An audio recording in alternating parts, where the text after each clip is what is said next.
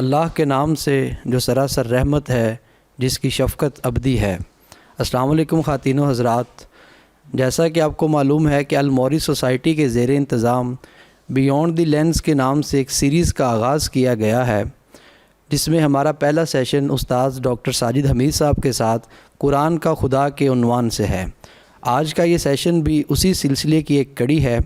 میں الموری سوسائٹی کی جانب سے آپ سب احباب کو خوش آمدید کہتا ہوں اور استاد ڈاکٹر ساجد حمید صاحب کا بہت شکر گزار ہوں کہ انہوں نے اپنی مصروفیات میں سے وقت نکالا ہم طالب علموں کے لیے۔ تو میں آپ کے اور استاد کے درمیان زیادہ دیر حائل نہیں رہوں گا۔ استاد، آپ گفتگو کا آغاز کیجیے۔ بہت شکریہ آپ سب کا۔ حسب وعدہ جو ہمارے موضوعات تھے اس میں ہم نے قرآن کا خدا کا تعارف سے کیا تھا، پھر حصول علم کیسے ہم کرتے ہیں، علم کو کب علم کا درجہ دیتے ہیں، اور پھر ہم نے یہ بات کی تھی کہ اندیکھی چیزوں کو کیسے ثابت کرتے ہیں۔ آج ہم اسی اصول پر، جن اصولوں پر ہم نے پچھلی باتیں کی تھیں، خدا کو ثابت کریں گے۔ تو خدا کو کیسے ثابت کریں، آج ہمارا ٹاپک ہے۔ کچھ ریکیپ کر لیتے ہیں کیونکہ آگے جو میں بنیاد بنا رہا تھا وہ بنیاد کی اگر یاد دہانی ہو جائے تو اچھی بات ہے۔ پہلی بات یہ ہے کہ خدا کی ذات بھی اندیکھی چیزوں کے دائرے میں آتی ہے، جس کو ہم دیکھ نہیں سکتے ہیں۔ دیکھنے کا مطلب یہاں سینس پرسیپشن کے دائرے کی چیزیں، نہ ہم چھو سکتے ہیں، نہ دیکھ سکتے ہیں، نہ سن سکتے ہیں۔ تو ایسی چیزوں کو کیسے ثابت کرتے ہیں؟ تو چونکہ خدا کی ذات بھی اندیکھی چیزوں کے دائرے میں آتی ہے، لہٰذا ہم کو خدا کو بھی اسی طریقے سے ثابت کرنا ہے جس طریقے سے اندیکھی چیزوں پر ہم پچھلے لیکچر میں بات کر چکے ہیں۔ یہ بالکل وہی طریقہ ہے جس سے ہم نے بگ بینگ ثابت کر رکھا ہے، جس سے ہم نے ارتقاء حیات یا ایوولوشن کو ثابت کر رکھا ہے، اسی سے ہم نے ڈارک میٹر وغیرہ وغیرہ بہت ساری چیزوں کو مانتے ہیں۔ وہی میتھڈالوجی میں اختیار کروں گا۔ میں نے پچھلے سیشن میں بھی واضح کیا تھا، اب بھی کر رہا ہوں، کہ میں فلسفی علم کلام کے طرز استدلال کو چھوڑ کر دور جدید کے اس طرز استدلال کو اختیار کر رہا ہوں جو سائنس میں کیا جاتا ہے۔ اس لیے میری بات کچھ اجنبی لگے گی، لیکن بہرحال آج کل کا چلتا ہوا جو ایپسٹیم ہے وہ یہی ہے۔ تو اب واضح رہے کہ چیزوں کے ثبوت کے لیے عہد قدیم سے عہد جدید تک یہی طریقہ کار رہا ہے، چیزیں ثابت کرنے کے لیے یہی طریقہ کار ہے، ٹھیک ہے۔ البتہ عہد حاضر میں یہ سب سے زیادہ قابل اعتبار طریقہ سمجھا جاتا ہے۔ پرانے زمانے میں حواس کو اتنی اہمیت نہیں دی گئی، ایمپیریسزم کو، لیکن آج کل اس کی اہمیت زیادہ ہو گئی ہے۔ البتہ علم کی وہ روایات جن میں علم کا ہدف حقیقت شے تک پہنچنا تھا وہ یہاں پیش نظر نہیں ہے۔ فلسفی میں جو دوسرے راستے اختیار کیے گئے وہ اس لیے اختیار کیے گئے کہ وہ چیز کی حقیقت جاننا چاہتے تھے، کہ مثلا یہ گلاس ہے تو اس کی حقیقت کیا ہے، یہ تو ہم 5 سینسز سے نہیں جان سکتے، اس لیے پھر وہ دوسرے مینز کو اختیار کرتے تھے جو عقل کے اور اس کے دائرے کی چیزیں آ جاتی ہیں۔ اب یہ طریقہ کار کیا ہے، میں دوبارہ دہرا رہا ہوں، ریکیپ کر رہا ہوں۔ ہم چیزوں کا مشاہدہ کرتے ہیں، آبزرو کرتے ہیں، پھر اس کے لحاظ سے ان کو انٹرپریٹ کرتے ہیں۔ تو مثال کے طور پر میں نے ایک ایوولوشن کی مثال لی ہے کہ جانوروں کی ساخت ان کے ماحول کے مطابق دوسرے ماحول کے انہی جانوروں سے مختلف تھی۔ یعنی کبوتر ہی ہے تو کبوتر یہاں کا اور ہوگا، کبوتر سعودی عرب کا اور ہوگا، تھوڑا سا ڈیفرنٹ ہوگا، کبوتر آسٹریلیا کا تھوڑا سا ڈیفرنٹ ہوگا، تو دوسرے ماحول میں وہی جانور ڈیفرنٹ ہو جاتا ہے۔ تو مثلاً گالاپاگوس کے جزائر کی چڑیوں کی چونچیں ان کے علاقے کی غذا کے مطابق تھی، جسے قدرتی انتخاب کا تصور ابھرا، اور مالتھس کے نظریہ، مالتھیسین تھیری کے مطابق سروائیول آف دا فٹسٹ کا نظریہ برآمد۔ 2 نظریے ڈارون نے لیے، ایک اس نے چڑیوں کو دیکھ کر اندازہ لگایا کہ اس علاقے کی بیج موٹے ہیں تو چونچیں موٹی ہیں، اس علاقے کے بیج چھوٹے ہیں تو یہاں جو پرندے رہتے ہیں ان کی چونچیں باریک ہیں۔ اس سے اس نے اندازہ لگایا کہ جو قدرت ہے وہ سلیکٹ کرتی ہے، تو یہاں وہ پرندے زندہ ہی نہیں رہ سکتے جن کی چونچ بڑا دانہ کھانے کے لیے بنی نہیں ہے۔ تو اس سے اس نے نتیجہ نکالا کہ نیچرل سلیکشن ہوتی ہے۔ اور پھر یہ جو فلسفی تھا اس کی رائے کہ بھئی پاور سب کچھ کرتی ہے، تو اس نے سروائیول آف دا فٹسٹ کا نظریہ دیا۔ تو اب اس سے کیا نتیجہ نکلا؟ نظریہ ارتقاء کا ایک تصور بن گیا کہ نیچرل سلیکشن کے ذریعے سے، سروائیول آف فٹسٹ کے ذریعے سے مخلوقات آگے بڑھتی ہیں۔ پھر اس کی کچھ ایویڈنسز سے تصدیق کر دی گئی، ڈی این اے کی مشابہت، ایک ہی علاقے میں ملتی جلتی نسلیں، فاسلز کا زمانی چکر کے پرانے جتنے بھی فاسلز ہیں ان میں زندگی سادہ شکل کی ہے، اس طرح سے ارتقاء کو تصدیق ہو گئی۔ تو ہم ایک نظریہ بناتے ہیں، آبزرو کرتے ہیں، ایک نظریہ بناتے ہیں، پھر اس کو ویریفیکیشن کے پروسیس سے گزارتے ہیں۔ یہ میں نے پچھلی دفعہ بتایا۔ اب اس کو ایک مثال سے سمجھ لیجئے۔ میں اپنے بیٹے کا انتظار کر رہا ہوں گھر میں، اسے معمول سے کچھ دیر ہو چکی ہے، یہ میں تمثیل بنا رہا ہوں۔ پھر اندر میں بیٹھا ہوا انتظار کر رہا ہوں اس کا، تو ایک موٹر سائیکل کی آواز آتی ہے، مجھے لگتا ہے بیٹا آ گیا ہے، لگتا ہے پہ توجہ دینی ہے۔ پھر اس کے کھانسنے کی آواز آتی ہے، مجھے کچھ یقین ہونے لگتا ہے کہ وہ آ گیا ہے، لیکن ابھی بھی ہو سکتا ہے کسی اور کی کھانسی کی آواز ہو جو بیٹے سے ملتی جلتی ہے، تو بھی کچھ شک ہے۔ پہلے مجھے لگا کہ بیٹا آ گیا ہے، پھر مجھے یقین سا ہونے لگا ہے کہ بیٹا آ گیا ہے، پھر گھر کی بیل بج اٹھتی ہے، میں سمجھ جاتا ہوں کہ وہی ہے، لیکن ابھی بھی کوئی اور ہو سکتا ہے۔ اور جب میں دروازہ کھول کے دیکھتا ہوں تو میرے سامنے وہ ہوتا ہے، یقین ہو گیا۔ تو میرا علم کہاں سے شروع ہوا؟ موٹر بائک کی آواز سے، پھر اس کے کھانسنے کی آواز سے، پھر بیل بجنے سے، اور پھر دروازہ کھول کے میں نے اس کو دیکھ لیا۔ یہ میرا پروسیس ہے حواس کے ذریعے سے چیزوں کو ثابت کرنے کا۔ اب اسی مثال کو تھوڑا تبدیل کر کے دیکھیں۔ انتظار کرتے کرتے میری آنکھ لگ جاتی ہے، پھر کہیں آدھی رات کو آنکھ کھلتی ہے، میں اسی فکر میں باہر جا کر دیکھتا ہوں کہ وہ آیا ہے کہ نہیں۔ اب تھوڑی مثال میں تبدیل کر رہا ہوں، میں سو گیا تھا، میں باہر دیکھتا ہوں کہ اس کی موٹر بائک کھڑی ہے، اس کی موٹر بائک کھڑی ہے، مجھے یقین ہو جاتا ہے کہ وہ آ چکا ہے۔ میں نے بیٹے کو دیکھا نہیں ہے، باہر جا کر میں نے دیکھا ہے تو اس کی موٹر سائیکل کھڑی ہے، مجھے یقین ہو جاتا ہے کہ وہ آ چکا ہے۔ اس کے جوتے جو وہ پہن کر گیا تھا وہ بھی موجود ہیں، مزید یقین پختہ ہو جاتا ہے۔ اس کا بیگ بھی اس کی زمین پر میز پر پڑا ہے۔ پھر میں اس کے کمرے کے دروازے تک جاتا ہوں، اس کے کمرے سے پنکھا چلنے کی آواز آ رہی ہے۔ میں اس خیال سے کہ اس کا دروازہ کھول کر نہیں دیکھتا کہ وہ اٹھ نہ جائے، لیکن میں اسے دیکھے بغیر ان نشانیوں کو دیکھ کر یقین کر لیتا ہوں کہ وہ آ چکا ہے۔ بیٹے کو میں نے دیکھا نہیں ہے، صرف اس کی نشانیاں دیکھ کر میں یقین کر لیتا ہوں کہ وہ آ چکا ہے، یا یقین نہیں ہوا۔ آگے چلیے، تیسری صورت۔ پہلی صورت دیکھ کر ماننے کی تھی، اور دوسری صورت ڈائریکٹ شواہد کے، ڈائریکٹ ایویڈنسز کی ہے کہ میں نے بیٹے کو دیکھا نہیں ہے اندر لیٹے ہوئے، دروازہ بند ہے، اس کا پنکھا چل رہا ہے، اور باقی چیزیں اس کی موجود ہیں، اس کی نشانیاں موجود ہیں کہ وہ آ چکا ہے۔ اب ایک اور صورت دیکھیے، میں انتظار کرتے کرتے سو گیا تھا، مگر صبح دیر سے اٹھا، 12 بجے نہیں اٹھا رات کو۔ باہر نہ جوتے تھے، نہ موٹر سائیکل، اور نہ دروازہ بند کر کے وہ سو رہا تھا، پنکھا بھی بند تھا۔ لیکن میں نے دیکھا کہ بستر پر سونے کے اثرات ہیں، چائے کے نشانات والا کپ کچن میں پڑا ہوا ہے، کس نے ناشتہ کیا تھا۔ میں نے یقین کر لیا کہ بیٹا رات کو آیا تھا اور صبح ناشتہ کر کے دوبارہ چلا گیا ہے۔ یہ انڈائریکٹ شواہد ہے، ٹھیک ہے، اس لیے کہ ان میں سے کسی چیز کا تعلق میرے بیٹے سے معلوم نہیں تھا۔ پہلے میرے بیٹے کی نشانیاں تھیں، اس کا بیگ، اس کی موٹر بائک، اس کا جوتے۔ اب یہ چیزیں کوئی اور بھی ناشتہ بنا سکتا ہے، لیکن چونکہ میں گھر میں اکیلا تھا، وہ آیا اور ناشتہ کر کے چلا گیا ہے، ناشتے کے آثار موجود ہیں، اور کوئی اس کی چیز کوئی نظر نہیں آیا، نہ اس کی جوتے ہیں، نہ موٹر بائک ہے، نہ دروازہ بند کر کے وہ سویا ہوا ہے۔ لیکن مجھے پھر بھی یقین ہے کہ وہ آ کر چلا گیا ہے، کیونکہ میں دیر سے اٹھا ہوں۔ ہم آخری دو طریقوں سے خدا کو ثابت کر سکتے ہیں، پہلے طریقے سے نہیں کہ میں جا کر دروازے کو سامنے دیکھ لوں۔ ڈائریکٹ اور ان ڈائریکٹ دونوں طرح کے شواہد ہمارے پاس ہیں، ٹھیک ہے، یہ دونوں طرح کے ایویڈنسز ہمارے پاس ہیں، موٹر بائک والا بھی، جوتے والا بھی، ٹھیک ہے، اور انڈائریکٹ بھی، کہ اس کی نشانیاں تو ہیں کہ وہ ہے، لیکن ڈائریکٹ اس کے ساتھ متعلق نہیں ہے۔ اب یہ ڈائریکٹ شواہد ہیں، وہ میں نے 5 لکھے ہوئے ہیں۔ آج ہم سب پہ بات نہیں کر سکیں گے کیونکہ ٹائم تھوڑا ہوتا ہے ہمارے پاس۔ تو کائنات، یعنی یہ یونیورس جو ہمارے چاروں طرف ہے، جس میں ہم رہتے ہیں، زندگی، نفس، میرا اور آپ کے اندر کی جو شخصیت ہے، شعور اور رسول۔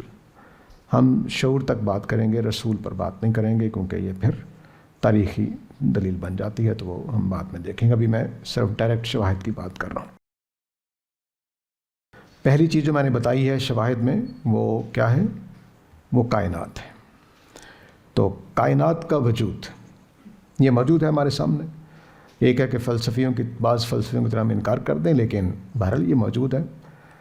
تو اب سوال یہ پیدا ہوتا ہے کائنات کیا شروع سے ہے؟ نہیں، ہمارا جدید علم اس کا انکار کرتا ہے. وہ بہت لمبے عرصے پہلے وجود میں آئی، یہ مانتے ہیں ہم بگ بینگ کے ذریعے سے. یہ ہم سارے مانتے ہیں. اس وقت کوئی بھی آدمی اس کا انکار نہیں کر رہا. اب سوال پیدا ہوتا ہے کہ جو چیز نہیں تھی وہ کیسے بن گئی؟ یہ نیچرل سوال ہمارے ذہن میں پیدا ہوتا ہے. اب اس کے 3 جواب دیے گئے ہیں. کائنات اپنی خود خالق ہے. کائنات نے اپنے آپ کو کریٹ کیا ہے، ٹھیک ہے. دوسری یہ کہ وہ اچانک حادثے سے بن گئی اور فزیکل لاز اسے گورن کر رہے ہیں. بگ بینگ والی تھیوری کہ اچانک ایک حادثے سے بن گئی ہے اور فزیکل لاز اسے گورن کر رہے ہیں. تیسرا جواب جو سب سے زیادہ پاپولر ہے اس وقت بھی، وہ یہ کہ اسے کسی ذات نے یعنی خدا نے بنایا ہے. یہ 3 جواب دیے گئے ہیں. اب جو پہلا جواب ہے وہ اس لیے غلط ہے کہ جو چیز موجود نہ ہو اپنے آپ کو کیسے بنا سکتی ہے؟ یعنی میں نے اپنے آپ کو بنایا ہے، کہہ سکتا ہوں میں جب میں موجود نہیں تھا تو اپنے آپ کو کیسے بنا سکتا ہوں؟ بننے کے بعد وجود میں آنا ہے. تو پہلا سوال تو اس لیے غلط ہے کہ کائنات خود اپنی خالق ہے. دوسرا جواب اس لیے غلط ہے کہ مادہ اور فزیکل لاز تمام کائنات کی تخلیق کو حل یا ایکسپلین نہیں کرتے. دوسرا جواب اس لیے غلط ہے کہ یہ تو مجھے پتہ چل گیا کہ میرے بیٹے نے آ کر ناشتہ کیا ہے، لیکن ایک تالا ٹوٹا ہوا تھا. میرے گھر میں آنے کا ایک تالا ٹوٹا ہوا تھا تو چور ناشتہ کرنے کے نہ چلا گیا ہو. ٹھیک ہے، جب چور ناشتہ کر کے جانے کا امکان ہے تو اب سوال پیدا ہو جائے گا کہ میرا بیٹا نہیں آیا. سمجھ گئے نا؟ تو جب ہم کہتے ہیں کہ بگ بینگ سے کائنات بنی ہے تو سارے سوالوں کے جواب، وہ کنڈی ٹوٹی ہوئی ہے ایک، یہ کیفیت پیدا ہو گئی ہے. تو اب ہمیں یہ دیکھنا ہے کہ بھئی کیا فزیکل لاز اور جو اچانک بگ بینگ کا حادثہ ہے کیا وہ واقعتاً سارے سوالوں کے جواب دے دیتے ہیں، ساری چیزیں ایکسپلین ہو جاتی ہیں؟ تو اس لیے اب ہمیں یہ دیکھنا ہے کہ اس کو نگیٹ کرنے والی چیزیں کون کون سی ہیں. یعنی یہ بتانا پڑے گا کہ یہ کائنات یہ کام نہیں کر سکتی، یا بگ بینگ یہ کام نہیں کر سکتا، یا فزیکل لاز یہ کام نہیں کر سکتے، یہ بتانا پڑے گا. تو اب مثال کے طور پر میرا بیٹا ناشتہ بناتا ہی نہیں ہے، چائے بنانی نہیں آتی، تو وہ جو چائے کا برتن ہے وہ میرے بیٹے کی نشانی نہیں بنے گا. ٹھیک ہے، اب یہ ایک تصویر آپ کے سامنے ہے. اس سے بتائیے کہ اسے کس نے بنایا ہے؟ کیا یہ نقش یا جو بھی یہاں چیزیں بنی ہیں، میٹر جو دنیا میں موجود ہے، یا فزیکل لاز اسے بنا سکتے ہیں؟ مثلا کوئی آدمی کہے کہ بھئی ہوائیں چلنے سے، پانی بہنے سے یہ نشانات بن گئے، تو کیا کائنات میں کوئی ایسی قدرت یا قوت موجود ہے کہ یہ ڈیزائن بنا سکے؟ اب اس کی جو چیزیں ہمیں روک رہی ہیں یہ کہنے میں کہ یہ نہیں، یہ ہوائیں یہ کام نہیں کر سکتی، پانی یہ کام، وہ میں نے چیزیں چند نیچے لکھی ہیں. ان کی خوبصورتی، ان کے جو شیپس بنائی گئی ہیں، بے انتہا قسم کی ناممکن شکلیں ہیں. ان کے اندر ایک تناسب ہے. انسان کی جو شکلیں بنائی گئی ہیں اس میں ہم انسان کا پورا توازن دیکھ رہے ہیں. 2 لوگ بیٹھے ہوئے ہیں اگر آپ اس تصویر میں دیکھیں، یہ غالباً کوئی بادشاہ یا ملکہ ہے. یہ لوگ اس کو کچھ سرو کر رہے ہیں. یہ خاتون ایک کھڑی ہو کر کھانا بنانے والوں کو کچھ ہدایات کر رہی ہے، یہ کچھ کر رہی ہے، اور یہ آدمی بادشاہ کے سامنے کھانا پیش کر رہا ہے. یہ تصویر آپ دیکھ رہے ہیں. تو رنگوں کو مہارت سے استعمال کیا گیا ہے. آپ دیکھیے کہ کپڑوں کا کس طرح سے نمایاں کیا گیا ہے، جسم کے رنگ کیسے نمایاں کیا گیا ہے، اور چیزوں کی پوزیشن کیا ہے. میننگ فل ہے کہ کون سی بادشاہ کا اور ملکہ کا بیٹھے ہونا، ان کے نیچے کرسی ہے، باقی سارے لوگ کھڑے ہیں، کچھ کھیتوں میں کام کرتے ہوئے دکھائے گئے ہیں، اوپر کچھ الفاظ بھی لکھے ہوئے ہیں. تو یہ ساری چیزیں مل کر ہمیں بتا رہی ہیں کہ نہیں، یہ ہوائیں نہیں بنا سکتی. ٹھیک ہے، آگے چلیے. یہ ساری چیزیں ہوائیں بنا سکتی ہیں؟ کوئی کائنات میں میٹر میں کوئی چیز ایسی ہے جو یہ شکلیں بنا سکتی ہو؟ کوئی فزیکل لاز، کوئی آندھیاں، کوئی طوفان، کوئی چیز کائنات کی بتا دیں کوئی یہ کام کر سکتی ہو کہ یہ شکلیں صرف میں ابھی بات کر رہا ہوں، سسٹم ابھی اس طرف نہیں جا رہا میں.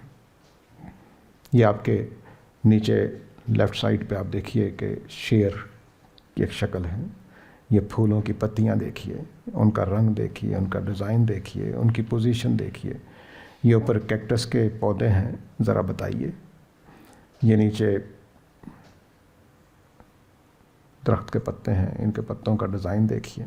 شاخیں دیکھیے، شاخوں میں جان، زندگی. وہ میں بات نہیں کر رہا، صرف شکلوں کی بات کر رہا ہوں. وہ جو شکلیں پیچھے تھیں ویسی ہی شکلیں میں یہاں بتا رہا ہوں. تو مجھے بتائیے کہ کیا یہ جمال، یہ صورت گری، یہ انتہائی مشکل ناممکن شکلیں، یہ تناسب، یہ توازن، یہ رنگ، یہ مہارت، یہ چیزوں کی پوزیشن، آنکھیں کہاں ہیں؟ اب دیکھیے کہ میں یہ پوزیشن کی بات کر رہا ہوں تو یہ شیر، چیتا، جتنے شکاری جانور ہیں ان کی آنکھیں سامنے ہیں، اور جتنے شکار ہونے والے جانور ہیں ان کی آنکھیں سائڈ پہ ہیں، کیونکہ انہوں نے اپنا بچاؤ کرنا ہے، انہوں نے فوکس کر کے پکڑنا ہے. پوزیشن یہ. تو بتائیے یہ کون سی قدرت کی قوتیں ہیں جو یہ کر سکتی ہیں؟ ہے کوئی قوت؟ یہ کون سے فزیکل لاز ہیں؟ آگے چلتے ہیں. اگر کوئی یہ کہے کہ یہ قدرتی طور پر بن گئے ہیں، ہواؤں کی آمد و رفت یہ تراشیں، تو لوگ اسے پاگل سمجھیں گے. ایسے ہی یا نہیں سمجھیں گے؟ لیکن ان کا خود سے بننا ماننے والے سائنسدان کہلاتے ہیں. اتنا فرق ہے. کیا یہ عقل کا جنازہ نہیں ہے؟ حالانکہ یہ ان نقش و نگار سے کہیں بڑھ کر اس بات کے مستحق ہیں انہیں خود سے نہ مانا جائے. ٹھیک ہے. اب یہ میں نے ایک آپ کو پہلو سے یہ خدا کا ڈائریکٹ ایویڈنس بتایا ہے کسی ایسی ذات کا جو میٹر کی طرح نہیں ہے، جو ہواؤں کی طرح نہیں ہے، جو نیچرل فورسز کی طرح نہیں ہے، جو ایسے کام نہیں کر سکتی. اس لیے ہمیں یہ پوری یونیورس میں یہاں پر اس طرح کے جب ہم دلائل دیتے ہیں تو کہتے ہیں جی یہ تم گاڈ آف گیپس مان رہے ہو. تو یہ بالکل غلط بات ہے. ہر چیز میں یہ گیپ موجود ہے، ہر چیز میں. یعنی آپ کوئی بھی چیز اٹھا لیں، چونٹی اٹھا لیں، بتائیے کس نے ڈیزائن کیا ہے؟ کس نے یہ سارا کچھ؟ صرف اس کی شکل بتا دیں مجھے، کون سی قوت بنا سکتی ہے؟ ہم ایک آپ کو اندر کی بات کرتے ہیں. یہ تو میں نے ظاہری شکلوں کی بات کی، اور اس میں ہمارے پاس کوئی چیز نہیں ہے جو یہ ڈیزائن کر سکتی ہو. اب ایک آنکھ کو لیتے ہیں. میں آنکھ کی مثال اس لیے لے رہا ہوں، پہلے میں ٹیسٹ برڈ کی مثال لیا کرتا تھا کہ ہمارے زمانے کے مشہور ایتھیسٹ جو ہیں رچرڈ ڈاکنز، انہوں نے اس کو بہت استعمال کیا ہے. وہ یہ کہتے ہیں کہ آنکھ سب سے اچھی مثال ہے اس بات کو سمجھنے کے لیے کہ خدا نے آنکھ نہیں بنائی بلکہ ایوولوشن کے ذریعے سے پیدا ہو گئی ہے. تو میں اس کا تھوڑا جائزہ لینا چاہتا ہوں. آنکھ کے ارتقاء ایک حیرت انگیز اور پیچیدہ حیاتیاتی سفر ہے جو کروڑوں سال پر محیط ہے. سادہ ترین شکل میں آنکھ کی ابتدا روشنی محسوس کرنے والے خلیات فوٹو ریسپٹر سیل سے ہوئی. یہ سائنس کی بات ہے، میری بات نہیں ہے، اب کسی جگہ سے میں نے لیا ہے، بس میں نے ٹرانسلیشن کی ہے. جو ابتدائی جانداروں میں صرف روشنی اور اندھیرے میں فرق کرنے کے قابل تھے. یعنی کوئی ایک پگمنٹ سا تھا، سیل تھا، جیسے ہمارے موقع سا نکل آتا ہے، تو وہ روشنی محسوس کرنے والی چیز تھی.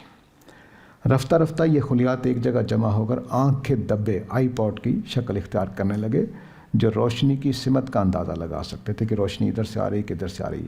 خالی جو جب دبا سا تھا تو وہ سائڈ کا نہیں، ڈائریکشن کا نہیں اندازہ لگا سکتا تھا. پھر ان دبوں نے ایک گھڑے کی شکل اختیار کی جس سے روشنی کا زاویہ بہتر انداز میں معلوم ہونے لگا. اس کے بعد اس گھڑے پر شفاف تہ نمودار ہوئی اور جو بعد میں لینس میں تبدیل ہوئی اور یوں کیمرہ جیسی آنکھ وجود میں آ گئی. دلچسپ بات یہ ہے کہ مختلف جانداروں میں آنکھیں الگ الگ انداز میں ارتقا پذیر ہوئیں. جیسے مکھی کی مرکب آنکھ یا انسان اور آکٹوپس کی کیمرہ آنکھ، ٹھیک ہے. لیکن حیرت انگیز طور پر ان سب میں روشنی محسوس کرنے والے بنیادی جینیاتی اجزاء آپسنس مشترک ہیں، جو اس بات کی طرف اشارہ کرتے ہیں کہ آنکھ کی ارتقاء میں کچھ بنیادی اصول مشترک ہیں. آپسن ہر آنکھ میں پایا جاتا ہے، لیکن باقی اجزاء دوسری آنکھوں میں ہیں، کچھ میں نہیں ہیں. یہ آپسن کیا ہوتے ہیں؟ آپسنز وہ خاص قسم کے پروٹین ہوتے ہیں جو روشنی کو حساس ہوتے ہیں، اور یہ ہماری آنکھوں کے فوٹو ریسیپٹر سیلز میں پائے جاتے ہیں، یعنی وہ خلیے جو روشنی محسوس کرتے ہیں. یہ پروٹین ریٹینل نامی مالیکیول کے ساتھ جڑ کر کام کرتے ہیں. جب روشنی کی کوئی کرن ان پر پڑتی ہے تو اپنی شکل بدلتے ہیں، اور یہی تبدیلی آپسن کو متحرک کر دیتی ہے. اس کے بعد ایک سلسلہ وار کیمیائی رد عمل شروع ہوتا ہے، جس کے نتیجے میں روشنی کا پیغام دماغ تک پہنچتا ہے اور ہم دیکھنے کے قابل ہوتے ہیں. دلچسپ بات یہ ہے کہ آپسن صرف بینائی تک محدود نہیں، کچھ جانداروں میں یہ درجہ حرارت، آواز یا کیمیکل کو محسوس کرنے میں بھی مدد دیتے ہیں. انسانوں میں مختلف اقسام کے ہوتے ہیں، رات یا کم روشنی میں دیکھنے کے لیے، رنگوں کو پہچاننے کے لیے، روشنی کے عمومی احساس اور نیند اور بیداری کے نظام میں بھی ان کا کردار ہوتا ہے. یہ آپشنس. اب دیکھیے کہ پہلے میں نے صرف شکلوں تک بات کی ہے، اب میں آگے اندر جا رہا ہوں کہ ہم نے اس شیر کی آنکھ لے لی ہے اور آنکھ کے بارے میں ہم بات کر رہے ہیں. اب یہ میں ایوولوشن جو آنکھ کی ہوئی ہے، یہ بھی سائنسدانوں کی بات ہے. جو پہلی چیز سامنے آتی ہے وہ یہ ہے، آپ کے لیفٹ سائڈ میں تصویر کے اندر، لیفٹ سائڈ میں. تو یہ جو جس کے اوپر میرا کرسر گھوم رہا ہے، یہ سب سے پہلی آنکھ یہ اپیئر ہوئی ہے. اب دیکھیے کہ یہ آنکھ کوئی طاقت، مادہ، قدرت بنا سکتی ہے. اس کے اجزاء دیکھیے، لائٹ سینسٹیو سیلز اور نروس فائبر، یہ دو چیزیں کم از کم اس کے اندر ہیں. یہ سیلز میں بتا چکا ہوں آپسن سیل کیسے ہیں، یہ کیسے، کون سی چیز نے بنایا اس کو. یعنی ایوولوشن تب ہوتی کہ ایک جانور تھا جس کی آنکھ نہیں تھی، اس کو چوٹ لگی اور وہاں پہ ایک بن گیا زخم. وہ زخم کسی وجہ سے بیکٹیریا لگ کے کوئی خراب ہوا، اور پھر اس نے روشنی محسوس کرنی شروع کر دی، ٹھیک ہے. اور پھر آہستہ آہستہ کسی نرو کے ساتھ ٹچ کر گیا، اور ٹچ کرنے کے بعد نروز نے بھی وہ پیغام وصول کرنا شروع کر دیا. تو یہ تو چلو ہم کہتے ہیں کہ ایوولوشن ہوئی ہے. پہلی آنکھ بتائیے بنی کیسے ہے؟ ایوولوشن تو بات کی بات ہے. تو آنکھ کی ایوولوشن تو تب تھی کہ پہلا کوئی مثلاً سیل خراب ہوتا، پھر وہاں کوئی ایسا دبا بن جاتا، پھر وہ کسی وجہ سے روشنی پکڑ لیتا، تب تو ٹھیک ہے. یہ تو پہلی چیز ہی ایک مکمل بنی ہوئی ہے کہ فوٹو سینسٹیو سیلز ہیں اور نرو اس کے ساتھ جڑی ہوئی ہے جو پیغام دینے والی، دماغ تک پہنچنے والی. اب دیکھیے، اب جانور دیکھیے نیچے، یہ وہ پہلا، یہ جو پہلی آنکھ والا جانور ہے وہ یہ ہے، لیمپیٹ اس کا نام ہے، ایبلون. دوسری آنکھ جو ہے، دوسری آنکھ میں وہی چیز ہے لیکن یہ کرو ہو گئی، جیسے اس نے بتایا کپ بن گیا، لیکن باقی دونوں چیزیں وہی ہیں. یہ لائٹ سینسٹیو سیلز ہیں اور یہ پیچھے نرو ہے، ٹھیک ہے. پھر یہ ہوا کہ یہ جو پن ہول کیمرے کے اصول پر اوپر چھوٹا سا کور بن گیا اور سوراخ ایک چھوٹا سا پن ہول رکھا گیا، اور یہ اس جانور کے اندر ہے. پھر آنکھ مزید ترقی پائی، یہاں پر لینز بن گیا. لینز، پہلا لینز والا جانور یہ ہے.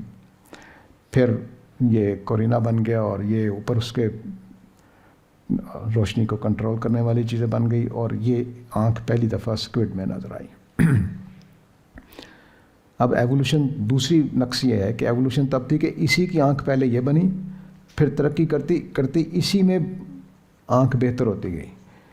آنکھ تو پہلی اس نے بنائی، دوسری کو کیسے دوسرے جانور میں جاتے جاتے کیسے پہنچی، اور وہ اچانک وہاں نظر آ رہی ہے. ایسا نہیں ہے کہ کوئی جانور بیچ میں ہے کہ جن کو، تو تب وہ ایوولوشن مانی جاتی کہ بھئی اس جانور کے اندر ہی آنکھ آہستہ آہستہ صدیوں بعد ڈیولپ کر کے کیمرے والی آنکھ تک پہنچ گئی، یعنی یہ لاسٹ والی تک. ایسا تو نہیں ہوا، اس میں الگ سے آنکھ نظر آ رہی ہے، اس میں الگ سے نظر آ رہی ہے، اس میں الگ سے نظر آ رہی ہے، اور ڈفرینٹ ٹائپ کی ہیں. ایسا نہیں کہ پہلے 2 کروڑ جانور بنے، سب کے اندر ایک ہی طرح کی آنکھ تھی، پھر کچھ ایوولوشن ہوئی، اور نہیں، ایسا تو کہیں نظر نہیں آ رہا. ٹھیک ہے. تو دونوں سوال پہ قائم ہے کہ اس آنکھ کو، پہلی آنکھ کی میں بات کر رہا ہوں، پہلی آنکھ کو بنانے کے لیے کون سی نیچرل فورسز موجود ہیں؟ بتا دیجیے. کوئی ہے؟ چور اگر چائے بنانے والا تھا تو میرے بیٹے کا آنے کا امکان نہیں ہے. اور اگر کوئی اور چیز ٹوٹی ہوئی نہیں ہے، وہ آیا تھا چائے بنا کر چلا گیا تھا، میں نے نہیں چائے بنائی کیونکہ میں اکیلا تھا گھر میں، وہ اس نے بنائی ہے اور چلا گیا ہے. انڈے کا ایک چھلکا بھی پڑا ہوا ہے، اس نے انڈا بھی بنایا ہے. ٹھیک ہے، تو اب یہ واضح بات ہے کہ وہی تھا. ٹھیک ہے، تو اس طرح سے یہاں پر مجھے بتائیے کہ وہ کون سی طاقت ہے، اور اگر ایوولوشن ہوئی ہے تو ایوولوشن کیسے ہوئی ہے. اب رچرڈ ڈاکن کہتا ہے یہ اچانک سب سے ہلکی آنکھ ہے کہ بس وہ روشنی محسوس کرتی تھی. وہ بڑی پیچیدہ ہے. وہ ہلکی آنکھ جو ہے، سب سے ہلکی آنکھ، وہ بھی کافی مشکل بات ہے کہ لائٹ سینسٹیو سیل بنیں گے کیسے. یہ سیل کا بننا، سادہ جو سیل ہے صرف امیبا وغیرہ کا، وہ بھی کوئی سادہ چیز نہیں ہے. تو یہ وہ سیل ہے جو روشنی بھی محسوس کرتا ہے. کیسے ممکن ہے؟ تو یہاں ہمارے پاس کوئی قوت ابھی تک موجود نہیں ہے جو ہمیں بتا سکے کہ وہ بیٹھ کے سیل بنا لیتی ہے میٹر کے اندر کسی جگہ پر. تو کیا مادے اور فزیکل لاز میں کوئی چیز ہے جو یہ بنا سکے؟ مادہ، اس کے قوانین اور اس کے خواص، کوئی چیز بتا دیجیے کہ یہ اس وجہ سے. اب ایک سادہ مثال سے سمجھیے کہ میں نے پانی پی رہا تھا کہ میرا بیٹا یہاں سے گزرا اور اس میں چینی گر گئی، پانی میٹھا ہو جائے گا.